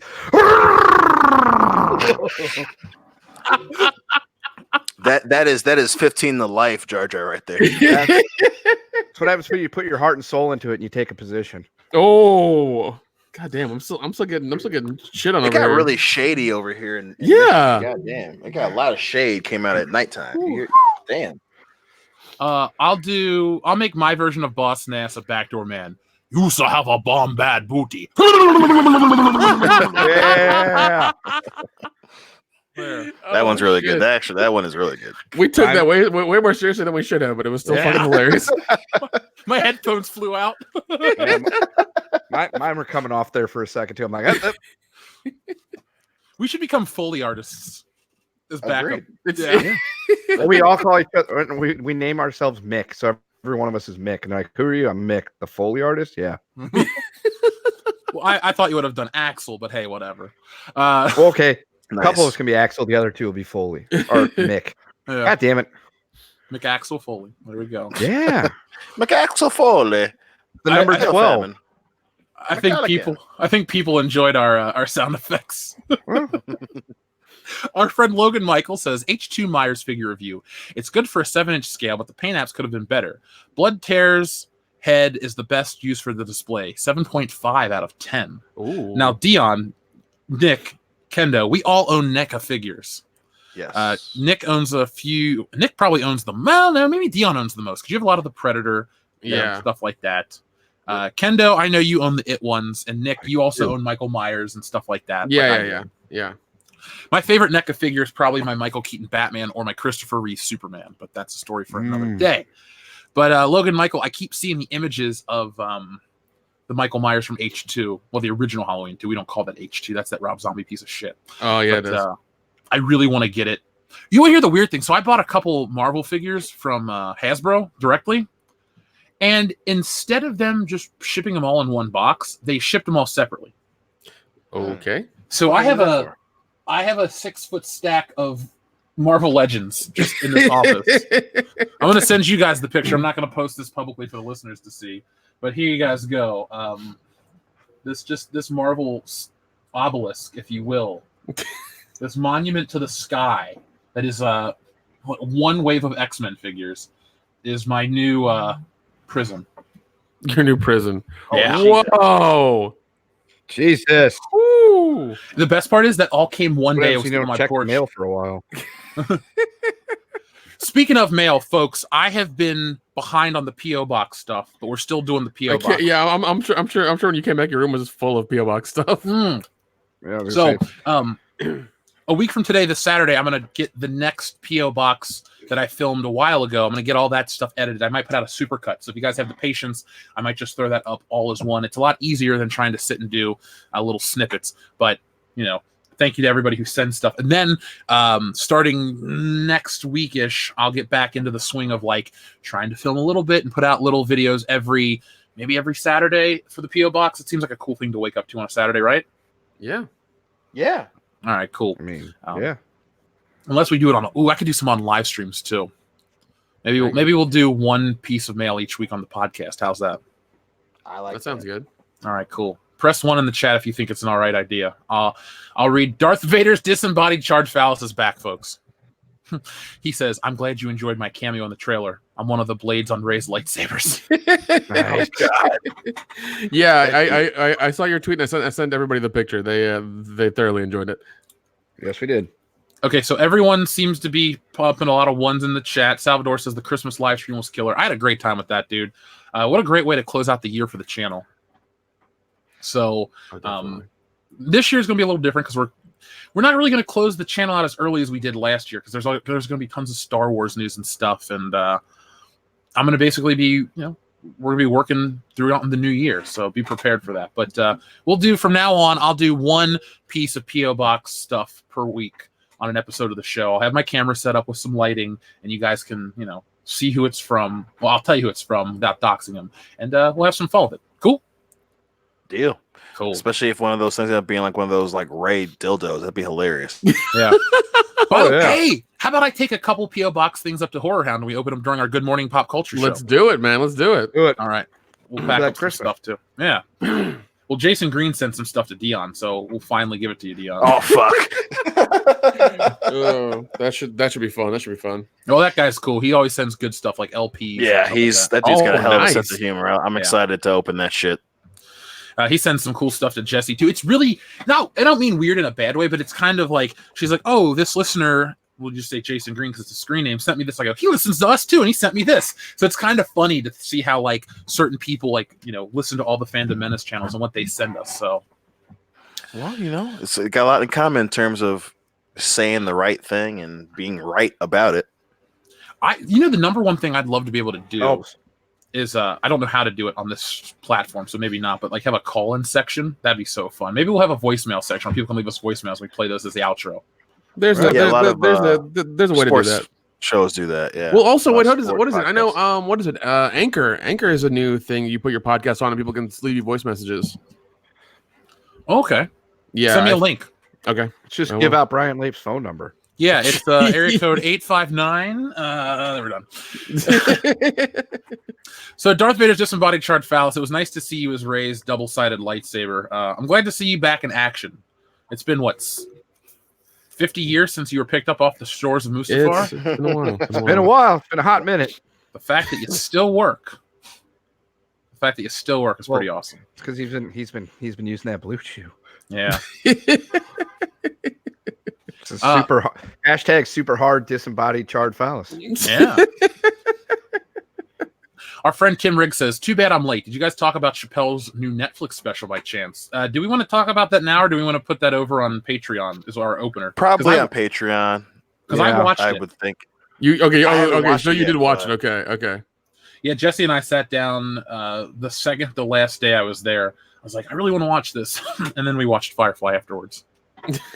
So, yeah, Channel Dad Brian Lapes in the chat right now. So he says, my phone number's already on the bathroom wall. You just got to find the right bathroom. So, folks, if you're listening, go to every truck stop and go to the men's restrooms, and you'll find them there. Yep. Old Lot Lizard Lape. Wine 'em, dine 'em, 69 'em. Brian Lapes. Right. Looking for a good time? Dial 859. Get Lape. Suck his ass. Suck his ass, Lape Bass. Oh, I love this show so much. Salvador says, time travel in Star Wars. Sounds like they have to rename the show for Disney Plus to The Mandalorian. Spelled like the car. Get out. Get out. Come on. Thanks, Dad, for sending in that comment. Good joke. It's meant to be terrible. So that was the perfect transition. Salvador, thank you very much. Mandalorian trailer. I'm just gonna come out and say it. I liked this trailer a lot. Did it make me change my whole stance on Disney Star Wars? Fuck no. Like I told you guys, screw me once, screw me twice, whatever. But this trailer I thought had some legitimacy to it. I also think it looks more cinematic and more like a Star Wars proper thing than anything that's come out of the actual theatrical Star Wars canon. I mean Rogue One, I mean Solo, I mean all of them. There's something off about the cinematography, the way they're shot, like, well, that's what cinematography is, but the way they look, I don't like them. This Mandalorian trailer looked great, the effects looked great, the ship design, everything about it. I was actually genuinely impressed. Now, I have to be realistic. This is a Kathleen Kennedy joint, but it's also Jon Favreau, Dave Filoni, and other people who do love Star Wars and who have produced great things. Like, people can say all you want about Jon Favreau. The dude made the first Iron Man movie. Okay, Yeah, there was a point in time where he was going to direct the first Avengers. Remember? Yeah, I remember that. And also he fought to get Robert Downey Jr. on there. So, unless they drop the ball on this completely, this looks like this could be the first damn good Star Wars piece of entertainment from Disney. And let's just hope they don't try to subvert our expectations by, making the Mandalorian some kind of twist to appeal to a small demographic out there. Right. Just make it cool. Make him a cool character. I will temper your expectations because the first episode is Jon Favreau. I think the remainder episodes are different directors. So just be ready emotionally for that shit. But I will back that up in saying that I might get Disney Plus just to fucking watch The Mandalorian. Like, the fucking trailer was dope. I think it was dope. And it just and to kind of play off your comment on the cinematography and the way it looks, I've said it for years. I think Star Wars has always been more mature than what, for some reason, it's the people who are making it who want it to be for kids, but the people who watch it realize that it is for a mature audience. And The Mandalorian mirrors that. It looks fantastic. I feel kind of like fucked up emotionally how excited I am for this one, but goddamn, dude, it looks adult as shit, and I am actually excited for it. Other guys, Nick, Kendo? Yeah. I mean, I've watched it a couple times now, and I mean, it does look really good. Once again, we've been Honey Dick before, so I'm just kind of like, True. I will acquire it by other means, and I will also help you in getting those episodes, Dion, if you want them. Good man. This Thank way, you. we don't have to pay Disney. We can get them, from another place. My man. Because I don't want to give them any more money than they've already lost. But yeah, I mean, it does look good. It does look exciting, especially the beginning image of just like, the Stormtrooper helmets on the ground and then on spikes and everything is pretty powerful, and just everything that's going on there. It's just really interesting. I mean, I've always wanted to know more about the Mandalorians and their whole culture and what they are and like what everything they do is. But and if you saying the first episode is done by Jon Favreau, yeah, of course that's usually how they're going to do it. They're going to market it as like, oh, Jon Favreau's TV show, whatever, and it's only doing the first episode, only the pilot. They've done it with a lot of other shows as well, and it's really annoying. Yeah, I don't know. It does look good, but I'm not impressed. I mean, Disney's failed so much now. I just don't care anymore.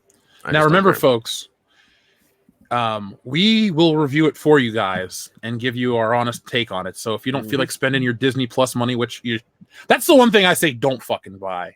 Like that's the one thing I'm gonna go like, don't give them your money on that, because their whole company's built on that. If that fails, Disney goes down a peg. Somebody else can pick up some pieces, and the entertainment landscape can be a lot more even. But you do what you do at the end of the day. I'm not going to force you. Just, that's as far as I'll suggest. Now, it comes out in November. We'll cover it. We'll talk about it. We'll have the week before Star Wars. Are they putting out all the episodes like at one go? No, like they do. Oh, sadly not.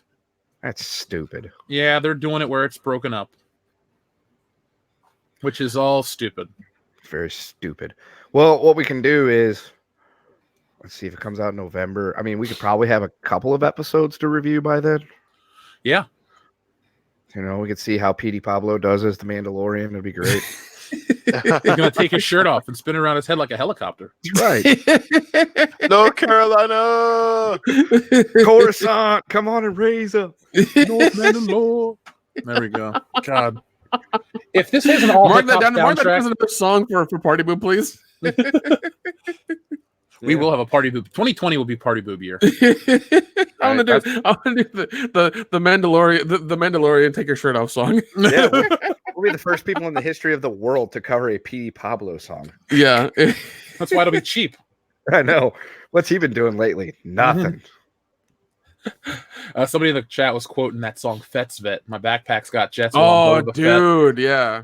A bounty hunt for Jabba Hutt. Dude, he used to come to Dragon Con all the time. He hasn't been here in a while. Is he dead? I don't know, man. I do not know. Was he the voice of MCP Pants on Aqua Teen Hunger Force? No, fuck, who was that? I'll just look it up. But no, right. I'm trying to remember who that was, but yeah. I'm seeing people say about how George Lucas gives the approval of the Mandalorian show. I actually heard George Lucas stories this weekend. Oh, wow. MC Chris. It was MC Chris. Yeah. Okay, he was the voice of MCP Pants. Right. Dion, I'll tell you all of them in person. I'll tell you guys all of them in person. Absolutely. Better, man. It was bizarre because this guy's legit, that guy that was at this party. And I was just like, oh my God, George Lucas stories. And I'm like, and he was telling me all this crazy shit. It was pretty damn cool. So is George Lucas down with the pee pants? I don't know. We didn't get to that topic yet. So you don't know if he's wants candy, bubblegum, and taffy? No, I don't know about that. All right. It was MC Chris. I call him away. Chris Tucker says Knight Rider companion. Oh God, he'd do some funny stuff. And like, I remember going to first time I went to Dragon Con, he did a concert and I went there and it was awesome. It was great. But he hasn't been back in a while, so I guess he's just not popular anymore. Or they're getting other acts, or whatever. So they do what they do. Yeah. There really isn't much to say about the Mandalorian. I thought the trailer was cool. I loved the scene where it implied that the guy got his head cut off. Yeah, but then they immediately show him in like the carbonite, and I was like, oh, okay, so he didn't get his head cut off. Gotcha. Yeah, there were some cool cuts.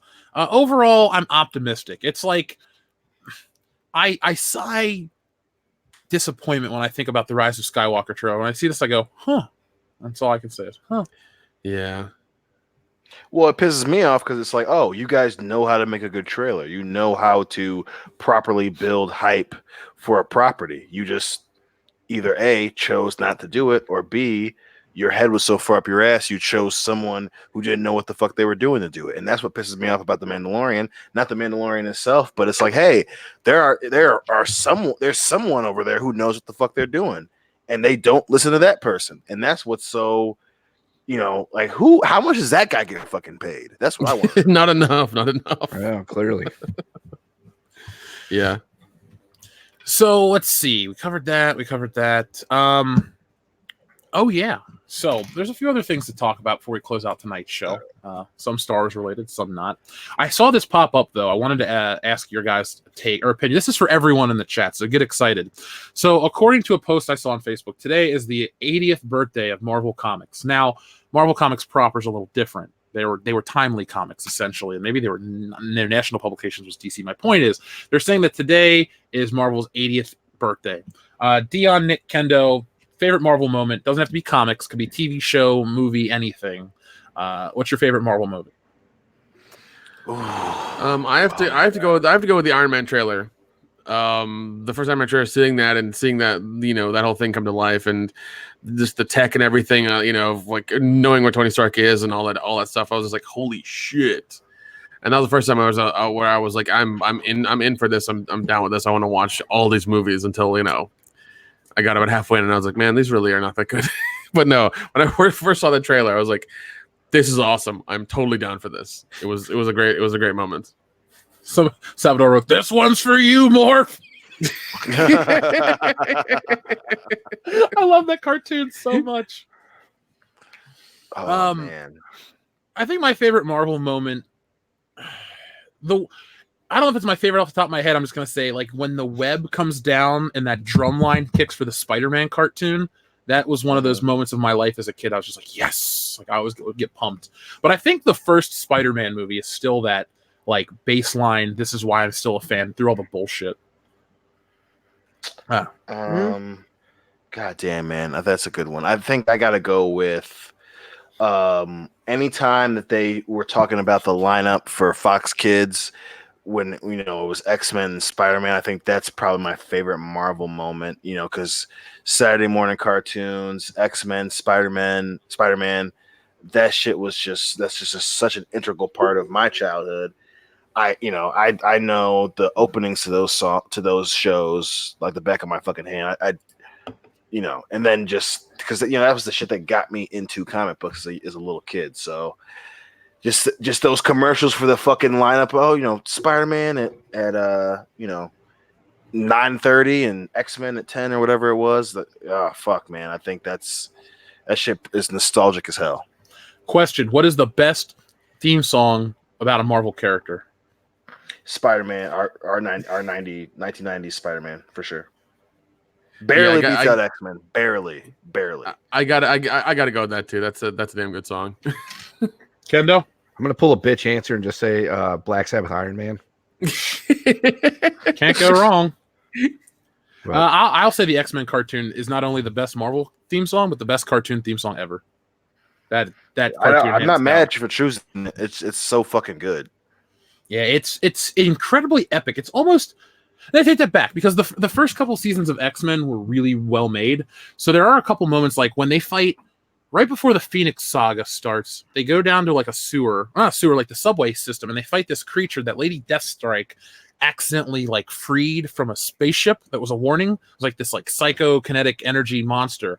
But there's like a different animation house, and they like overly rendered the X-Men. They look really cool, and then that theme song played. I'm like, this is the epitome of a 90s cartoon. And I watched it maybe 2 weeks before I left for California. Well, I didn't plan on going to California. That's a story for another time. I planned to go to Vegas for a weekend, come back Monday, get back to work. Got kidnapped. Not a joke. Fucking ended up in California for a month. So. Speaking of fucking. Yeah. I was sick for a chunk of it, dude. All right? That saddens me the most part. Yeah, it might be the Morlock episode, Salvador. There we go. But so many great Marvel memories. I know we talk about the MCU going down a path that we're not interested to follow, especially with the Spider-Man junk. But I would be lying if I didn't say Marvel had a huge influence over my childhood. And this is pre-Disney buyout. Even post-Disney, I still was enjoying a lot of the Marvel stuff. But, you know, happy birthday, Atlas Timely, whatever the fuck you want to be called now, Marvel. Yeah. So let's see. We have way more, a lot of super chats left. First off, Salvador says, let's see, we already read his. Sorry. Wanderer says, hey guys, this is a great question for everybody, actually. Hey guys, if you could have your favorite version of the Batmobile or your favorite version of a James Bond car, which would you pick?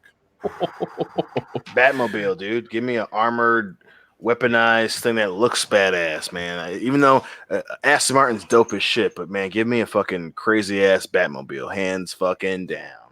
Mm-hmm. I love the Batmobile from The Dark Knight. I think that one is my favorite because it blows The up. Tumbler. The Tumbler. Oh, Just the design was like ridiculous. Basic. It was just crazy as hell. I mean, it's not like I think what was a really weird, colorful one. I think it's like Batman and Robin, which was like the really insane one.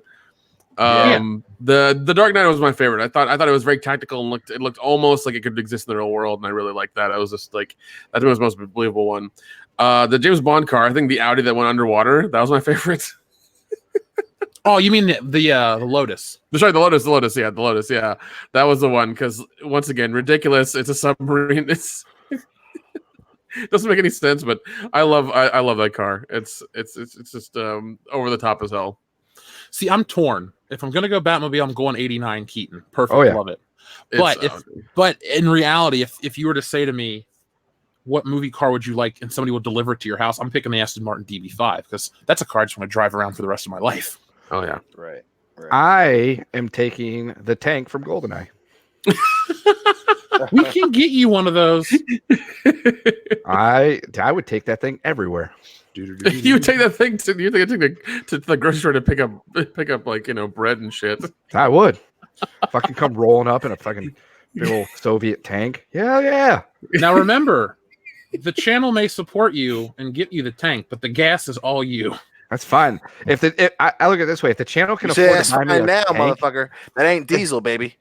If the channel can afford to buy me a tank, I'm pretty sure I can afford the gasoline to drive that thing up and down the road looking like a dickhead. It'd be great. Just driving around menacing cars. Oh, that'd be fun. Oh man. Yeah, I love questions like that. Let's see. Thank you, Wander. Salvador says, "Where is Luke's green lightsaber? I will quite literally fucking puke if R2 ejects it and Rey wields it." Shit! Don't say that. Dude, No. It won't be R2. It'll be that fucking soccer ball that does it. Yeah. No, it'd still be R2 because R2 was holding the secrets in the map to where Luke was, like he was the fucking Ark of the Covenant. That's true. If they open him up, he will kill everybody. Yeah, R2's lost his shit. He's gone postal. That'd be awesome if R2 is actually a tactical nuke. And you get to the crescendo of episode 9, and everybody's in like a small little area. He just fucking detonates. Yeah, all of a sudden you see the counter go off. It's like 5, 4, 3. Yeah. Yeah. And C-3PO translates. He's like, he says he's fucking tired of this shit. Boom. Volatile R2D2. Yeah. I'd stand up and applaud. Yeah. Where has he been in the Star Wars trilogy? He was shut down for most of it. Yep. And then he followed he was following Rey on her little excursion to bang a porg. Yeah. What a wasted opportunity. You don't say. Red Monarch sent in 2 super chats. He says, first off, WCBS, hail y'all. Me and EVS are 2 days apart and the same age. Happy birthday to us. Was today your first birthday? Congratulations on turning 86. Is his birthday today? Let's see, Ethan Van Skyver. Okay, so he pops up on... No, his birthday's September 3rd. So, Red Monarch, you got a birthday coming up either way, my friend. So happy birthday to you from all of us here at World Class Bullshitters. Red Monarch also says, "Party boob!" Party boob indeed, sir. Party boob indeed. We'll have party boob shirts. Let's see. Salvador says, "Episode 9 theory. Movie starts to end. Cue Wayne and Garth. This ending sucks. Let's do the other one." That would be good, I think. I'd have to see where they were going with it. It's Old Man Rivers. What I got away with the mother for you kids.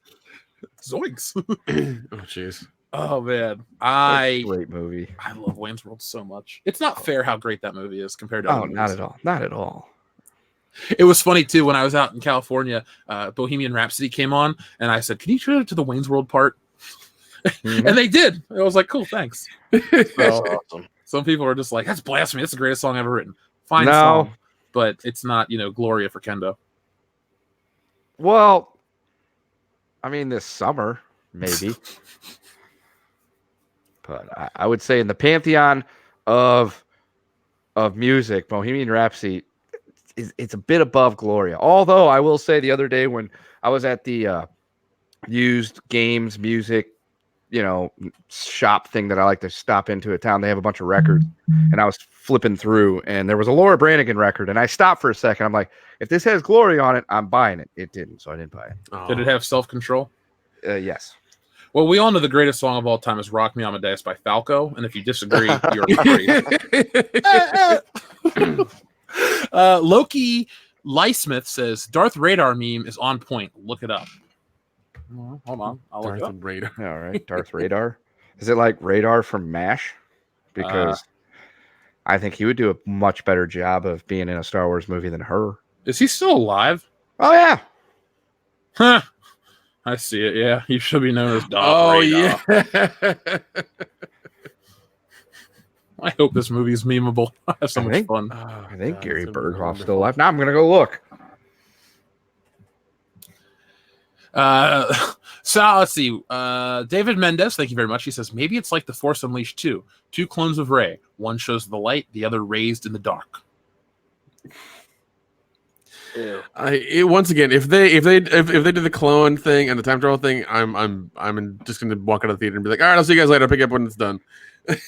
Well, Dion, you and I both were Force Unleashed enthusiasts. We both played through both games multiple times. Yes. I remember The Force Unleashed 2 came out the same day as SmackDown vs. Raw 2011. 11, yep. And you picked The Force Unleashed, and I picked WWE. Yeah. And it was fine. We ended up both playing both games a lot together. But I remember you were so obsessed with that game, and then it was so short. Yes. Yep.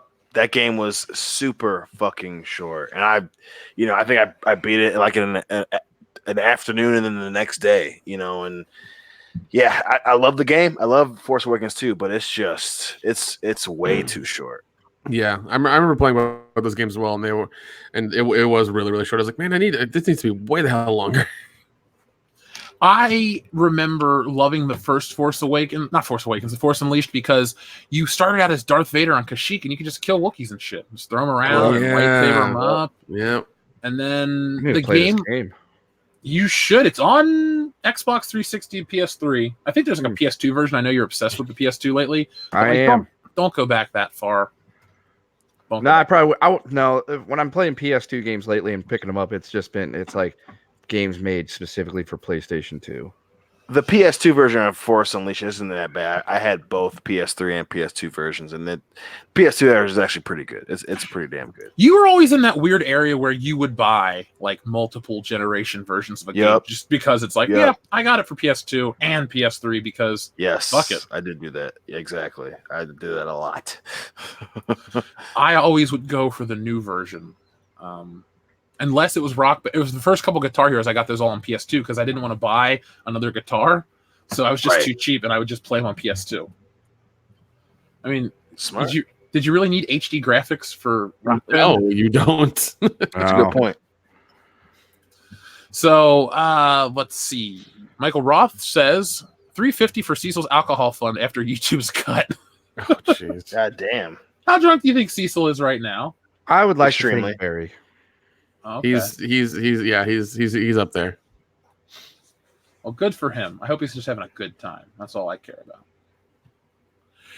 about. Loki Lysmith says, did you catch the Darth Radar meme? Thanks, guys. We did. Check it out. It's hilarious. You know what? Let me pull it up for you guys. Since yes, please do that. I did 2 super chats about this. I feel like, hey, let's see. Darth Radar. Oh, there it is. Darth Radar. And yes, Gary Berghoff, Radar O'Reilly is still alive. Hey, good I for can him. sleep tonight. His Thank God. birthday is May 24th, 1943. What else did he do? MASH the TV show and MASH the movie, and that's all I can think of. Well, there's a very small Darth Radar. There we go. Darth Radar. Where are we at?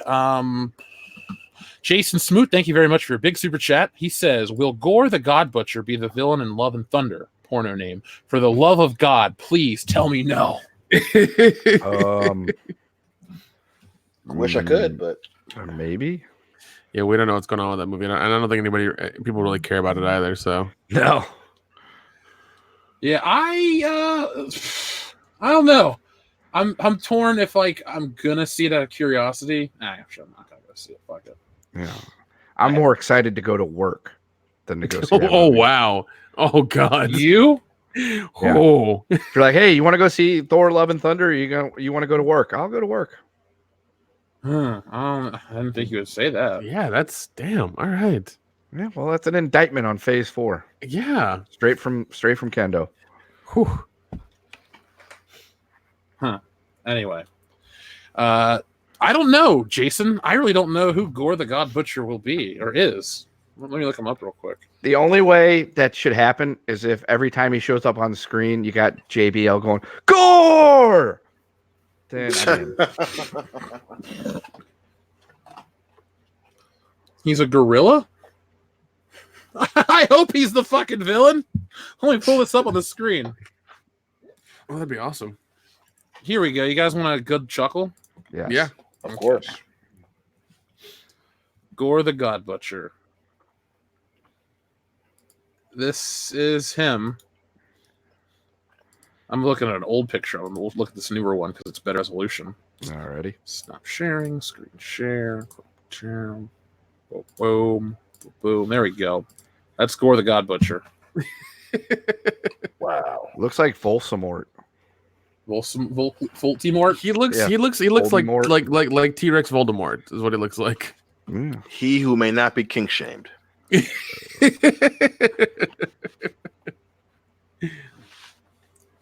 Now, Sure. Thor 4 will be worse than Thor 3. Looks like a lot of people are kind of shitting on it already.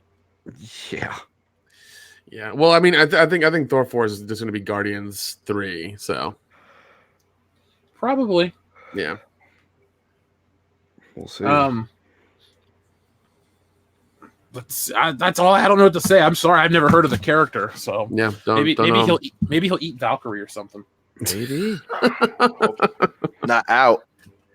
Yeah, not out. Just in. Resurrect Harambe and have him do the job. Every time you bring him up, I get a little sadder because he was killed. He was taken from us a few miles from my home. Dude, I know. You're taking from us too early. Okay, too early. I've got a Harambe t-shirt. I mourn too. Okay. Thunder Robots, thank you very much. It says, if Rey turns out to be a clone and the real Rey is Darth Rey, and Darth Rey turns out to be the Master Sith, and if they battle each other, it could fix it all. No, it's not going to, because that sounds horribly complicated, and I just don't want to deal with that. It doesn't fix anything. If anything, it jacks it up even worse. Yeah, it does. No, what's gonna happen? That's gonna happen. Then evil Rey is gonna win, and somehow immediately get defeated by good Rey, who time traveled from another part of something. Who knows? I don't know. Yeah, or Obi-Wan will time travel back to that time or forward to that time and kill them. I don't know. No, Ant-Man will fly up Evil Ray's butt and expand. I would watch that movie. Yeah, I'd watch that too. Our friend Arduous Farrington says hashtag Ewan McGregor. So that's another vote from Ewan McGregor. Yep. Excellent choice there. I agree. I like Ewan McGregor a lot. Yeah. Notice he didn't say hashtag both of them. Oh. You motherfuckers. Hey, Nick, what are your thoughts on boulders? Folks, I like them. I went to go get some earlier today. there's a shock. Folks, I heard it, so I came out. if you guys want to meet us at Horror Hound, go ahead and bring sections of fence for Nick to sit on. God. That was good. I'll gladly That was do good. that. That was good. There we go. There we go. Burn. Nick, you know what's funny? What's up? Today is 5 years since we become friends. Oh God, it is. Yeah, we met 5 years ago at Horror Hound Indianapolis. Oh wow. Yeah. So Man, it's been a here's while. the 500 more. Yes. I want to know you in the afterlife after we go space traveling together. Definitely. Yeah. Oh man, yeah. It's been one hell of a journey. It really has been, because we went from being friends, like where we would just randomly say shit to each other on Facebook, to going and starting the show. You've been on since the 3rd episode. Yeah. And we've seen your film career flourish. And now we're all here. So it just keeps getting better. Yeah, it's awesome, man. Yeah. Every week's a new horizon. I know, right? Lowered expectations. Downward Punch says #Moist Lives Matters. Okay. So let's see. I agree. Yeah, I do too. Brandon Moist is out there sometimes listening to the show. He actually wished me well. So thank you, Brandon Moist, for the kind words. I was agreeing with Monster 01, Justice for Harambe. I agree. Yeah. One day. Yeah. Mark Andre Plant says the 2 actors of Obi-Wan Kenobi was good in my opinion, but in real life, Alec is a dick compared to Ewan McGregor. Well, in real life, Alec's dead, so unless he's being a dick from beyond the grave. Yeah. He's haunting George Lucas right now. He's like, "Fuck you." So, folks, if you've got an extra piece of fence for that guy to sit on, bring it to Horror Hound in Indianapolis. We'll be there. Yes. What else could people bring us to Horror Hound that would be appropriate? Liquor. Alcohol. Yeah, liquor. I will accept any and all Jägermeister you bring me. Oh God. And I will gladly drink it with you. And then I'll take the bottle and be like, "No, you gave this to me, man. It's mine now." I wish we were doing after party stuff, because we could go down to that party and find a bottle of nice whiskey or whatever we found. Oh God. I remember that. Like, it was some wedding party that just left. Like, and we looked at it. It was like almost like, what was it, $150 bottle of whiskey or something? Yep. It was up there, and we waited a good 5 minutes for them to come back, and they never did. We're like, all right, we're gonna take this now. Nothing but the best, Clark. I thought you were talking about the party that we got thrown out of, and that guy was harassing me and being a dick. Oh God, not dude. That's bullshit. Because there are people drinking all around there, and they just forced us out for no reason. That's Cincinnati for you. Yeah, that's how that works. Sons of bitches. Yeah. Squirrel with my tomatoes. Logan Michael Anti-Funko. Thank you, Dion. That one was for you. You're welcome. The Logan Michael Anti-Funko Pop says, "Hey, everyone. I'm planning on making a Facebook Messenger group chat where we talk toys and comics. If anyone wants to join, hit me up on Facebook." Well, there you go, folks. If you're interested in that kind of stuff. And it seems like a lot of our community is, because we're geek culture, but we also err on the side of, like, buy shit from geek culture. Don't just, we don't just watch it. Dion may talk about RoboCop, but he happens to own a nice collection of RoboCop figures. Damn right. And I may talk about Beverly Hills Cop a lot, but I own more Beverly Hills Cop shit than most people in America. So much. There's not enough, though. That's all I'm saying. Thank you, Jay Chapansky. We have a pretty good Facebook group, so if you guys want to get involved with our community, check us out over there. That's right. Logan Michael will be there. We're all there. It's the best way to get in contact with us. One of. Yeah. Usually, certified letter to the P.O. Box. P.O. Box 5069, Cincinnati, Ohio, 45205. Is a really great way. Blank checks also help. Blank checks, yes. By the way, I like that movie. It's not a bad movie. My name is Macintosh. It's so impractical, too. Like, my favorite part is his limo driver. Oh, God. Rick Dukakamum, that's his name. He was also in such films as The Burbs and Die Hard. Ooh, I love The Burbs. It's one of my favorite movies. Was he also in Gremlins 2? He probably was. Because did Joe Dante direct Gremlins 2? I think so. He's one of those guys that you see him in a lot of shit, but you don't really know his name. He's also dead, sadly. Oh, shit, is he?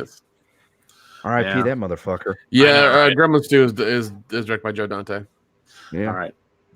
Yeah. Well, he made some good stuff. He also made Small Soldiers, which I like. Mm-hmm. Oh, yeah. Let's see. Our friend Cadis, speaking of gremlins, he asked a question. He says, "Did you see the NECA figure of the Predator and Mohawk Gremlin that is done like a polygon image? I saw them at Comic-Con and I was just at. They look pretty cool." I have not seen them at all, but that sounds amazing because they're doing a lot of crossovers now, and I'm really excited about it. And that's going to be probably some more stuff I buy that I don't have the money for. Shit you don't need. Yeah, shit I don't need, nor do I have the money for. That's okay. You're gonna make it big with your next movie. God, I hope so. Let's Dion, are you gonna get the NECA Predator with the mohawk? I did see that probably. I told myself that I was like, I don't need another, but I'm like, it actually looks pretty sweet, so I probably end up getting it. I mean, who else is gonna fight your Eddie Guerrero figures? Jeff, Yeah, a ladder. Kerwin White. I'd buy a Kerwin White action figure. I would too. I almost bought that Virgil, and I'm very upset that I didn't. Well, Christmas is coming up. Yeah, Get that fuck money in that meat sauce, boy. that's right. Oh, jeez. Tim Ricks, thank you very much. He says they better not step all over the Mandalorian lore from the Clone Wars. That will piss off fans too. Yeah, they will then. They're gonna do it. Be prepared for it. It's gonna happen. Not the first episode, but maybe like the ones after that. So Yeah, they'll honey dick you in the parlance of our times into that first episode. they honey dick you in the drive-through. Fuck you! I was Right. just about to say that. Yeah, they'll suck you in with that first one. You'll be like, oh my god, this is balls to the wall. This is gonna be everything I want it to be, and then they will fuck you over. Remember, they did that with the Twilight Zone, the Jordan Peele Woke Light Zone. Yeah, the they first did. episode Holy was crap. pretty damn good. And I would just like to take the time to apologize to everybody for everything bad that's ever happened in the world. Jeez. As you should. Still carrying that Half of me feels compelled to forgive you, and the other half wants me to tell you to take a leap. Yeah. Just saying. Oh my god. Just saying. Red Monarch says, no, Spider-Man 70s theme song. So now, Red Monarch, you mean that funky jazzy rendition from the live action show, right? Because the great Spider-Man cartoon theme songs from 1967. So the one, Spider-Man does whatever a spider can. Love it. Would be number 2 on my list. Just for the iconic nature of the lyrics. Plus, everybody knows the words. Oh yeah. Like if I went up to anybody and went, Spider-Man, blank. I finished the lyrics. Does whatever a spider can. I'm like, okay, I'll give you $1 if you can see the next line. Spins the web any size. Another $1. Catches thieves. And he always gets extra large fries. Oh yeah. Here comes the spider dude. So let's see. True Blue American says, glad you're better, Jeff. Thank you very much, True Blue American. I am happy to be better. I'm having a great time tonight. Rumor is Spider-Man is going to resume next week. Do you mean like back with Marvel and Sony? Like they're going to work out the deal? Because we don't know. I personally don't know. We covered it a little bit on the podcast the last time we had a show, which would have been 2 weeks last ago. Thursday. Yeah. Well, Well, no. 10 days ago. Yeah. But yeah, I like I said on the podcast proper, I don't side with Disney on all of this. There's all kinds of rumors and innuendo. Yeah, one thing I really hated, everybody's ready to boycott Sony. I was like, no, Disney's the bad ones here, not Sony. Yeah. It's like everybody got the side of the fight wrong. Yeah. Yeah. But we'll find out next week. I'll be following the story. Like I said, I have a Marvel video that I've been working on. It's kind of a heavy hitting one, like a lot of our videos are. So just be on the lookout for that, True Blue American. And thank you very much for your wishes of my health. I feel better. Thank you.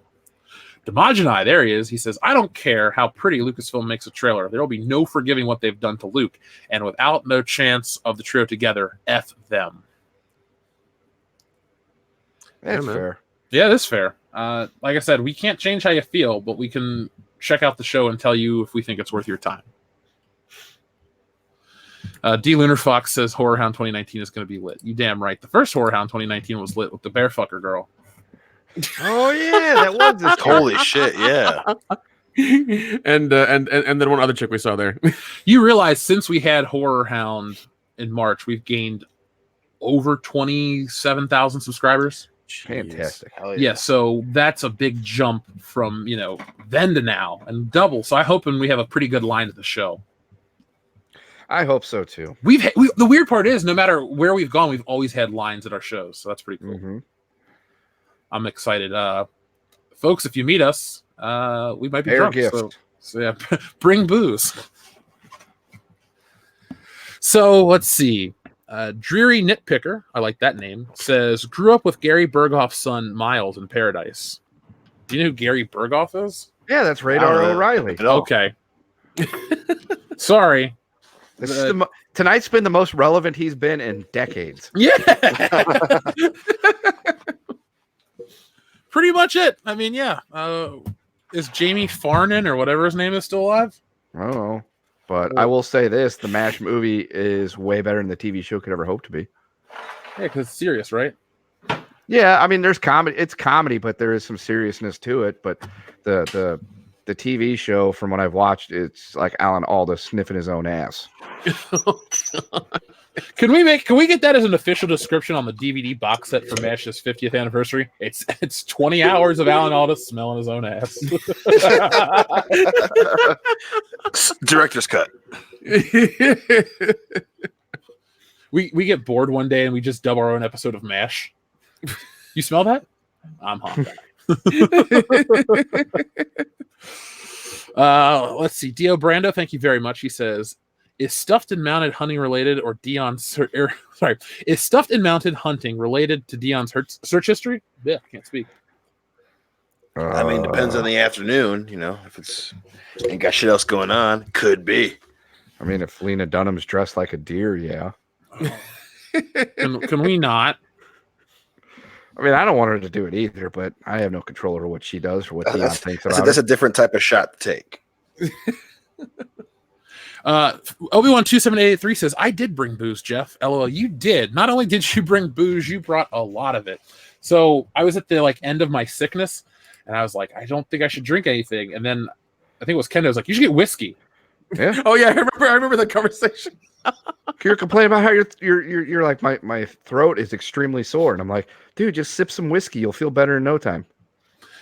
It worked. It worked. Yeah. What kills germ? Alcohol. Yeah. Need I say more? So we actually have one more thing we want to cover real quick before we go, because this has been a 2 hour and 15-minute show. It's been pretty good. We still have 806 people watching.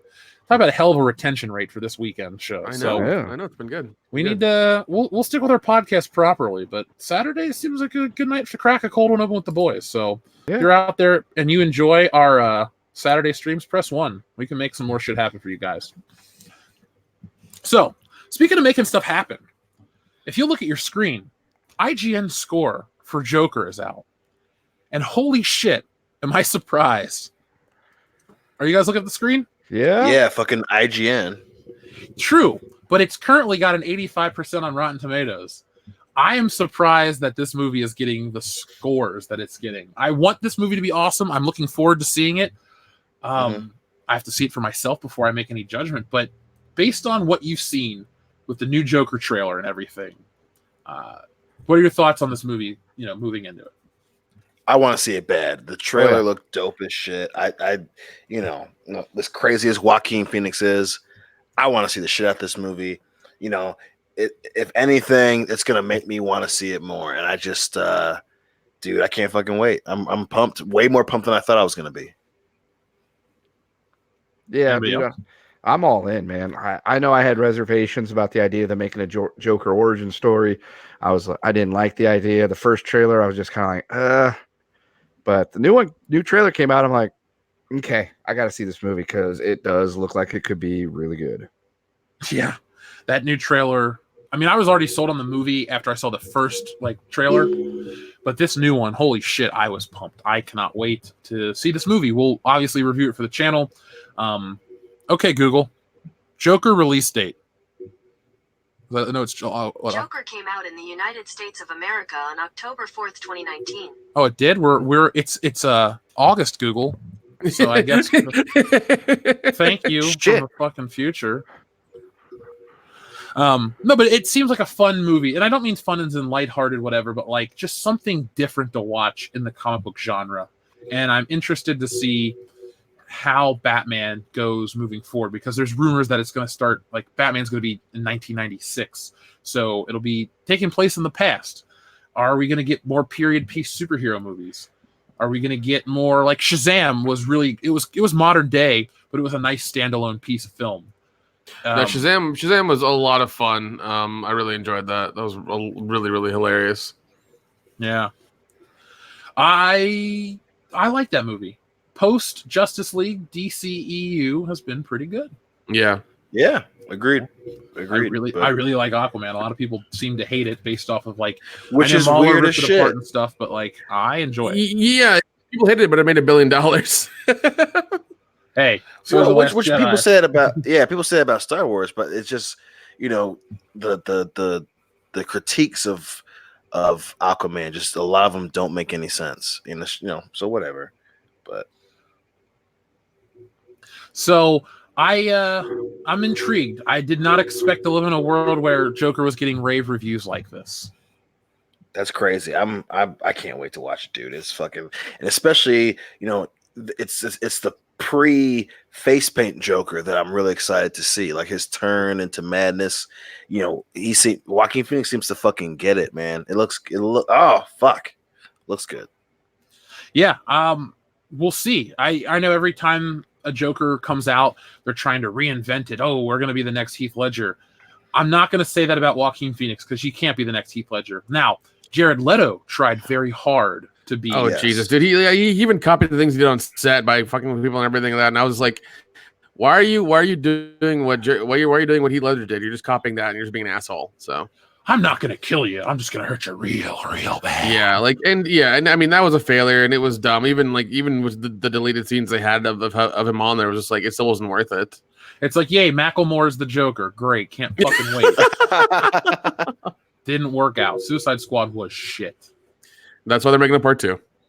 Well, hey, it's Hollywood. If it fails the first time, do it because it sold T-shirts at Hot Topic. Can I get that on a T-shirt? Because I want that. At Target, but not Hot Topic. We'll have our, we'll have merchandise soon, so we'll make that a shirt. Yeah. This trailer does look. The new trailer does look really, really good. As much as I'm not interested in Joker. I mean, to me, I don't think he needs a backstory. I think he's scary without one.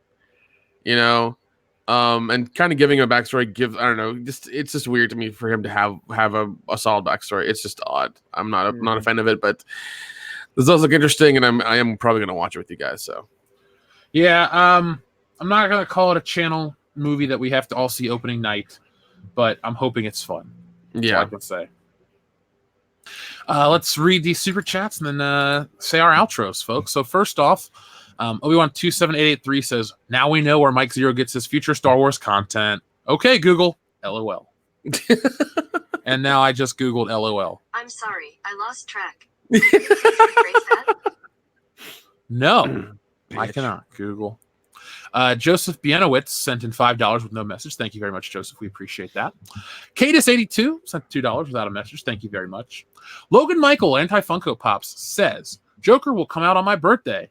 Pop gay. Also, if NECA could make another Myers figures, would you want it to be from H4 or H2O?" Nick, you go first. I want H2O and I also want Resurrection because that was the best Michael Myers movie. Says one guy in America. Samoan America. Oh god, that Resurrection is a guilty pleasure of mine. I love that movie. It's so much trash. It is pure 90s trash. It is like, it was like when I think MTV Fear was still like a thing and reality TV was just coming up. And you had and Busta Rhymes was famous and so was Tyra Banks at the time. So you had them in the movie. Like, oh man, it was fun stuff. I'm going to give Logan Michael if I have to answer your question of those two, I would say H4 because you can't get a proper H2O Michael Myers because the mask changes in the movies. Yeah. But I would want a proper NECA H1 Michael Myers mask or figure. That's the only one. Like if you say, hey, you want Michael Myers toys? Yeah. From what movie? One, always. I don't care. I want it to look as accurate to that first film as possible. Other than that, I'm not really interested. But on the weird flip side, Nick, I would prefer all my Freddy Krueger stuff to be based off of Part 3 because he has stripes on his sleeves instead of the Part 1 solid red sleeves. So. Yeah, definitely. And I mean, there's been a lot of good Freddy stuff coming out as well from NECA. They've been hitting it hard with Freddy and Jason, a lot, man. It's been really good. Yeah, it's a great time to be a horror collector. Oh, definitely. You can pretty much get everything. Oh yeah. So let's see. Cadis82, thank you very much. She says, "Not going to hold my breath on Joker. again, like with Star Wars, you Yeah, can man. wait for our review. Yeah, I agree. We'll be Very honest. interested though. Still very interested. Yeah, I mean, I'm happy it's Scorsese. That gives me a little bit of hope. But again, it is Scorsese doing a comic book movie, so that's kind of like. Remember, Scorsese's only producing it. It's Todd Phillips. I keep forgetting. You keep telling me that. I keep forgetting that shit. Yeah, okay. I mean, it's the guy that did The Hangover. That's true. That's true. Our friend Drury Nitpicker says, "Hey guys, big fan. I hate to ask, but I'm trying to raise money. I lost everything in a fire and I have no insurance. Any ideas?" I mean, Jeez. local, like, are there community programs? I mean, I'm not trying to get religious, but I know a lot of churches help people out. Yeah. You could try that. You could try maybe your local news. You could get on there, ask for help like that, tell your story. Because a lot of times they do, like, people pieces on the news all the time, and people do, help out and stuff. Oh yeah. You guys have any more ideas? I mean, outside of fan, not fan crowding, but Crowdfunding. Thank you. Crowdfunding is a big thing. Fan crowding. I don't know how many fans crowding. you got. They'll help you out, man. But all you to the news. I mean, obviously, your local, Salvation Army and a lot of Goodwill places will do shit like that. Where hey, I lost all my shit in the fire. They'll just give you stuff. So that's probably I mean, that's the first thing I would do. Salvation Army or Goodwill, man, they love helping people out with that stuff. Yeah. Red Cross too. Yeah, them too. Oh yeah, definitely. Yep, specifically Red Cross. Yeah. So, Dreary Nitpicker, let us know what's up, man. Well, I'm assuming you're a dude. Sorry. I'm sorry to hear about what happened with you. Yeah, that's horrible, man. Never good. Never smoke in the bed. No. That's all I can say, Dion. No. Yeah, man, don't do it. Does Hillary smoke in the bed? Just Cubans. Now wait a minute, Dion. Dion, no.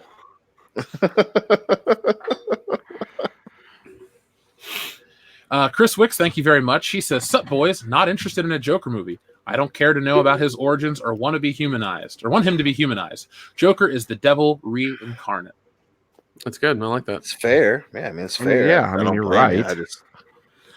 I do like that, because I think this one's supposed to be a standalone. It's not supposed to be connected to the DCEU. So that's why I'm very okay with it. It's supposed to be a little vacuum thing. So, let's see what the fuck they got. Remember, Batman 89 gave the Joker an origin story, and we love that movie. It's Yes. true. Yes, and he has an origin technically in a few of the comics as well. So. Well, it wasn't also like something. What was it, the red hood or something that he was? Well, that's what he was before. Yep.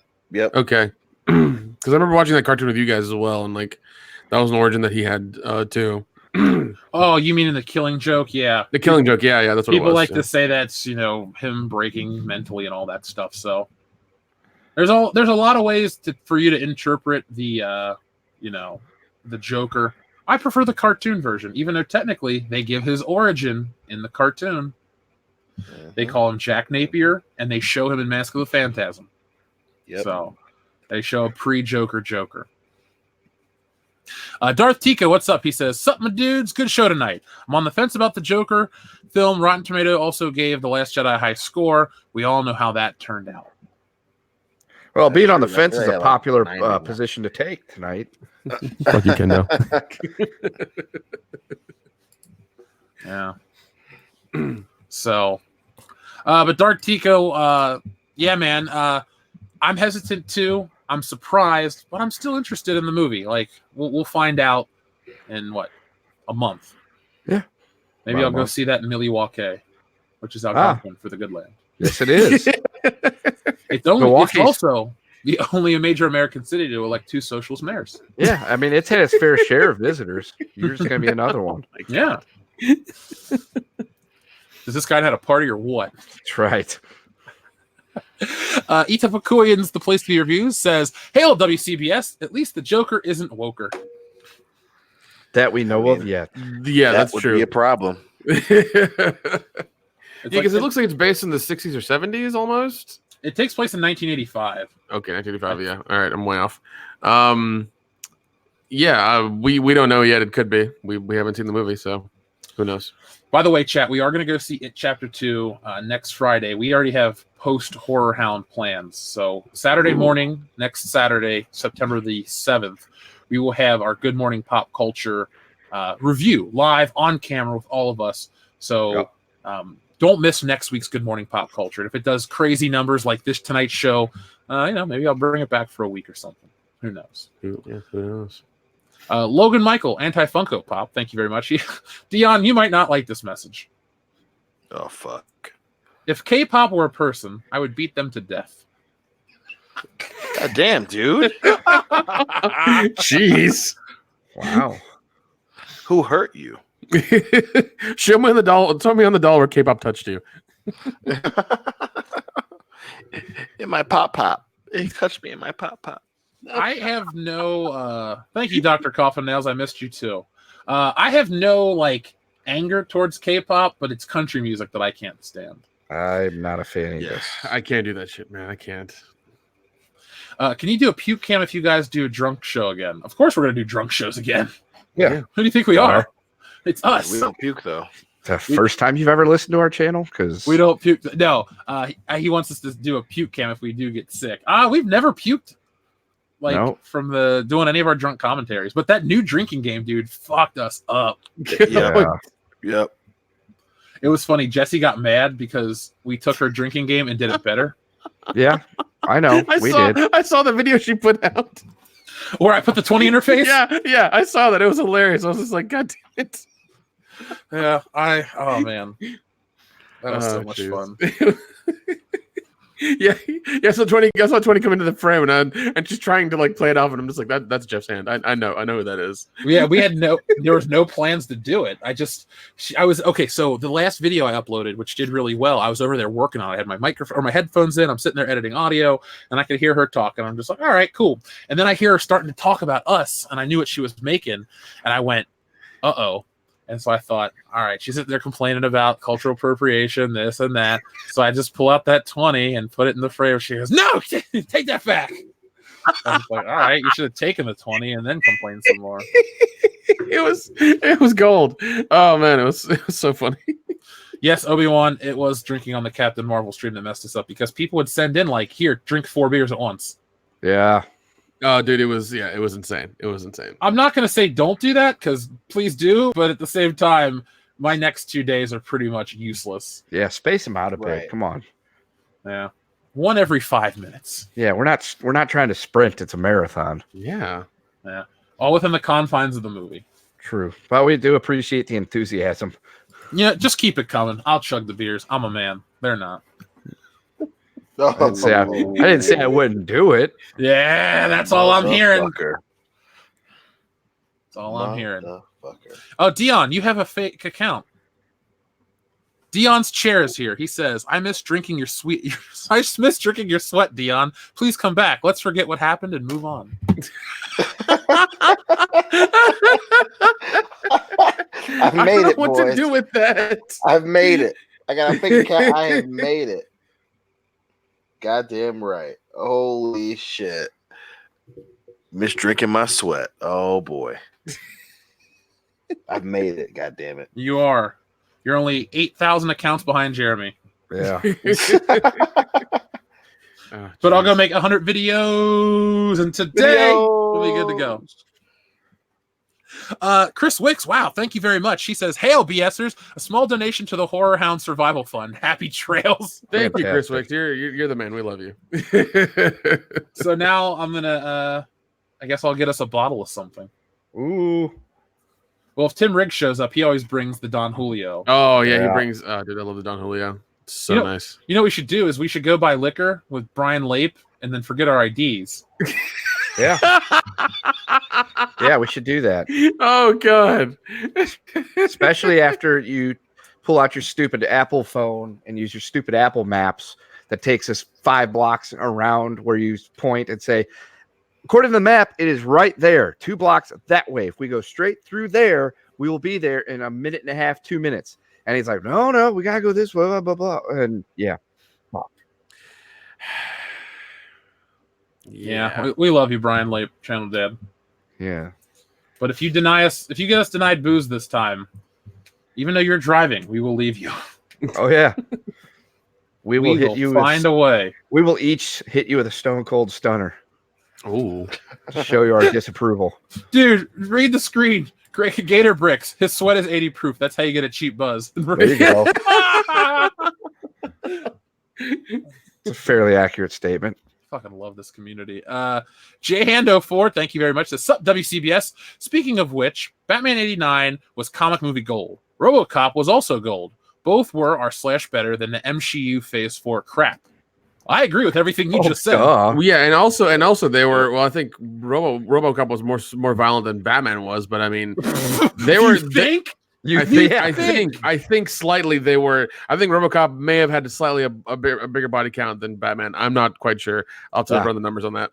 I don't remember they're showing a guy get his hand shot off with a shotgun in Batman, but I might have to watch it again. Don't you remember? See, you need to get the director's cut, Kendo. It's the understatement of the century. I think RoboCop was slightly more violent than Batman. I mean, not wrong. Only slightly by 1980 standards. Yeah. Sayonara, RoboCop. That's right. Maybe if they would have showed Johnny Gobbs actually take that walk off a roof, you kind of be getting close to the violence of RoboCop, but you'd still be too far off. Bet. Yeah, and if he would have just dropped that guy, be like, all right, now we're getting up there. Don't kill me, man! Don't kill me! Fuck you! Ah! That's the opening of the movie. Oh, jeez. People are like, what is this? It's Batman. And then it's just the credits roll. I'd watch that.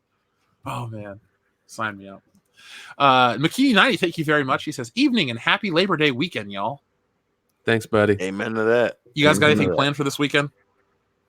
Cooking and drink. Cooking and drinking. Yeah. The Dion Green story. Yeah, I've got 2 fantasy football drafts tomorrow, but that's about it. Yeah, I'm gonna go back to Dragon Con tomorrow and pick up some stuff and do a couple more panels, and get the hell out. I'm going to a family barbecue on Monday, but I have channel stuff to do until then. So there we go. Hope you guys have fun this Labor Day weekend. Labor Day has always been a weird holiday because I don't think I got it off during school because I went to private school. So Okay. yeah, it wasn't like hey, we're off for Labor Day. It's like, hey, public school's off today. Thanks. Dion's Chair sent in 2 super chats. First off, I miss your juice. I miss your juice, Dion. Oh God! Oh God! And this is how you read Dion Chair super chats. Dion Sticky Juice is my favorite. That's how Dion's Chair actually talks. Yeah, that's how Dion likes it. Hey, buddy, I'm drunk off your sweat. Dion, how's it going, Dion? So, Dion, does it mean your chair drinks your booty sweat and eats your busts a nut bar? Yeah, Probably. No. Probably. chair's covered in all his Pacino. doo-doo butter. Dion Pacino. Al Pacino chinos. I love that movie. Pop an ass Hilarious. open. Pop an ass open. Drinking booty set and busting in a nut. I love you, Nance. What? Nance. I said Nance. Nance. So when you wrote booty sweat, were you thinking about putting your nuts on Lance's forehead? Oh. Robert Downey Jr., the only man that can do blackface and not offend anybody. Yeah, No, it offended plenty of people. yeah. I mean, there was a lot of people that were pissed off about it, but they were told pretty much just to shut up. Yeah, it was 2008. Times were simpler back then. That's true. Holy shit. Do you realize our poll over on Twitter has over 1,200 votes already? Fantastic. Yeah, you know what? We'll close out the show with looking at the poll. So, folks, thank you guys for everything that you do. We appreciate you here on World Class Bullshitters. We appreciate you here in the Fandom Menace as well. Remember, The High Council is not dead. The High Council will be this Tuesday night here on World Class Bullshitters. We will feature a guest, a big guest, Robot Head, a man with millions of views based on his discussions of The Last Jedi, and you're going to get to hear some of his first very public thoughts on the Rise of Skywalker that build up to this. We'll talk about Galaxy's Edge. We're going to have a lot of fun on Tuesday night, so that'll be here Tuesday night, World Class Bullshitters, 9 p.m. Eastern Standard Time. I'm back. I'm better. Boom. So looking at the poll, I asked a simple question. Will the Rise of Skywalker save Disney Star Wars? 11% said yes, 11% said other, 79% said no. Yeah, that's pretty telling. That's probably the most accurate poll that we're going to have to date. Yeah, probably. So hope you guys enjoy our poll. Giggity. So, folks, on your way out, hit that thumbs up button. We appreciate it. We appreciate everyone watching. Huge numbers. Fuck, Saturday night is all right for streaming. That should be our new song. That'll be on Party Boob. That'll be on Party Boob. Yeah. So, Nick, promote your channel on the way out, sir. No problem. I run my own channel. It's called Real Independent Productions, real with 2 E's because film pun. We do a show every Friday called Scary Drunk. This Friday, we talked about... this last Friday we talked about I keep thinking it's Thursday, it's messed me up. Talked about American Psycho 2. Ooh, how horrible it was. Yeah. Mila Kunis. Yeah. It was a rough one. Also, I started a new podcast because I have nothing better to do with my life with Richard Tanner, and it's called The Campfire, where we talk about Art for the Dark. So if you're interested in that, give that a watch or a like, and tell us what you think about that. We do 2 episodes per we talk about 2 episodes per podcast, so that's fun. It's shorter and it's more concise. It's just us having fun as usual. But I started that one up, so check that out too, and give it a like, give it a share, help us out. Anything you can do helps us. So can I join in for the Ryan Gosling episode? It's been really weird because we put out the first episode and then it got picked up by Morbidly Beautiful, which is a horror central horror news website. Mm-hmm. They picked it up and they're posting it on their stuff as well. So it's been weird. We only had 1 episode out. And we also got somebody who reached out to us on Twitter who wrote the companion book for Art for the Dark. He wants to go on an episode. Oh, nice. So that's only 1 episode out. Damn, could you imagine if we had that kind of success our first episode? Yeah, no kidding. It's really weird, and like we've already recorded. Yeah, we're up to like 4 now. We've recorded we recorded 3 more, so we're good. But that's where we are now. It's been kind of weird. I'm very happy with it. So before we go, Dion's special horse, Little Biscuit, sent in 2 super chats. It says, okay, so if Dion's chair is further back, Dion's horse, Little Biscuit. Let's see, how does a horse sound? I consume Dion's sweat in a different way. I sound like Richard Nixon. Yeah, that horse is not a crook. I am not a crook. I'm not going to do a voice. Oh, what? The next one? Should I do it in the voice? Yeah. Let's do it in the voice.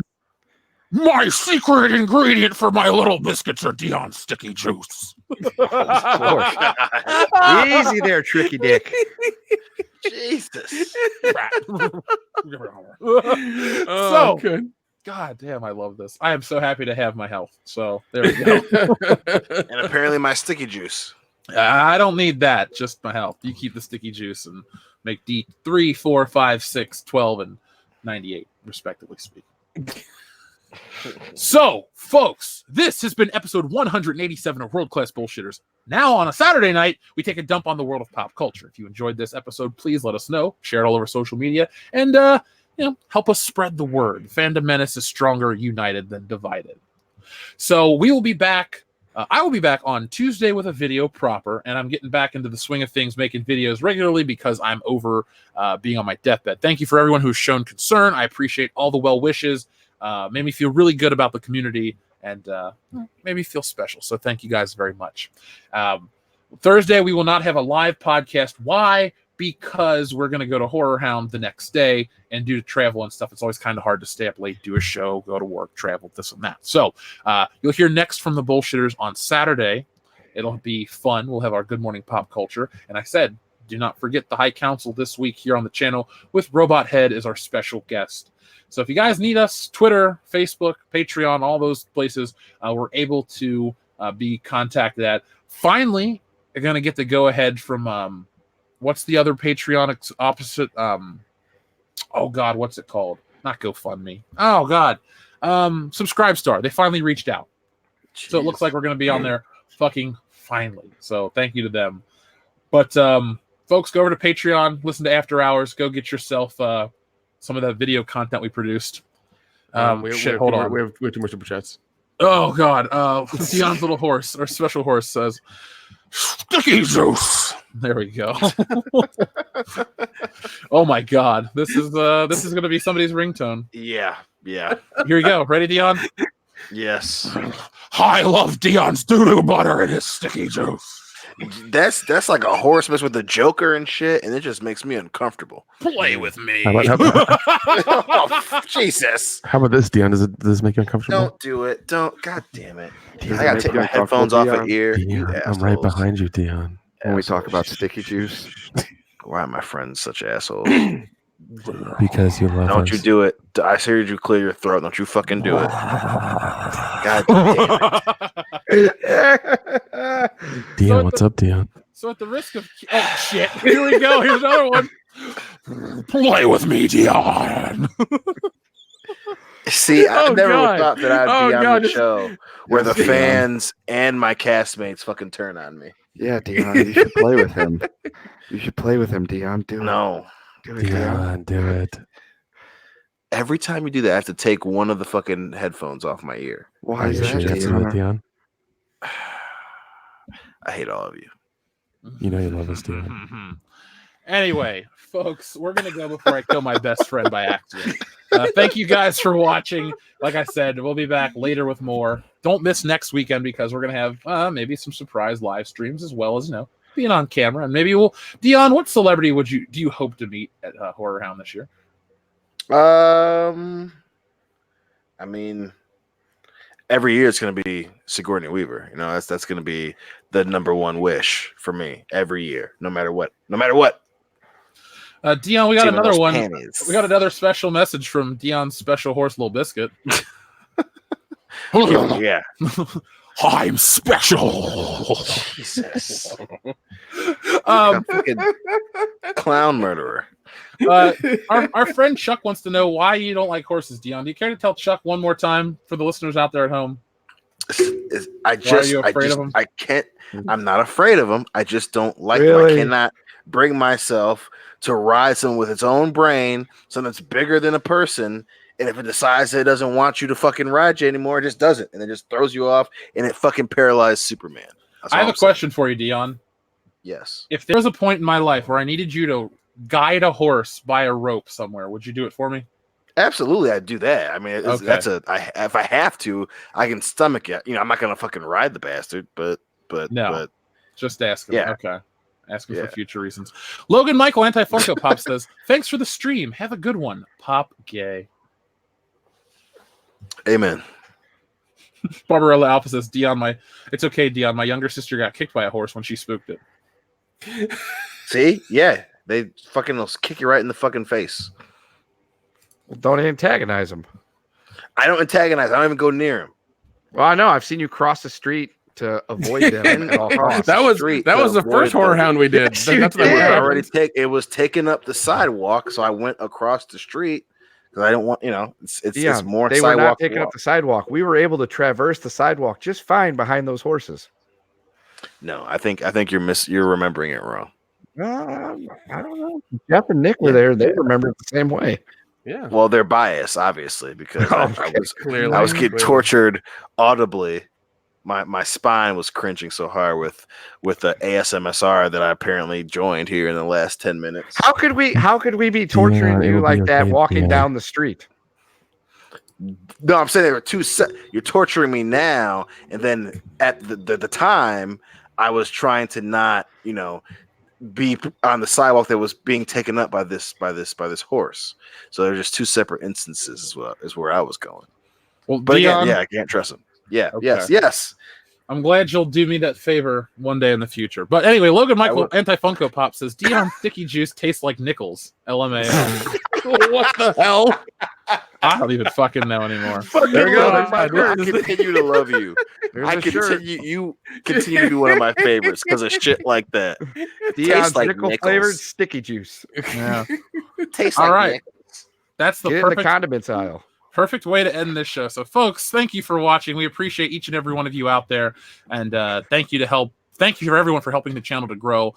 This is also a celebration. We hit 133,000 subscribers this week, so yay us, yay you, and yay to Dion's special sticky juice that tastes like nickels. That's right. Dion, I've been a friend. We've been friends for a decade. I've learned shit about you I never wanted to learn about. So there we go. You're welcome. The show continues to keep our friendship interesting. All right, folks, thank you for watching. We'll be back next time with more. And as always, be excellent to each other. Sticky juice. Gross. Jesus, sticky juice.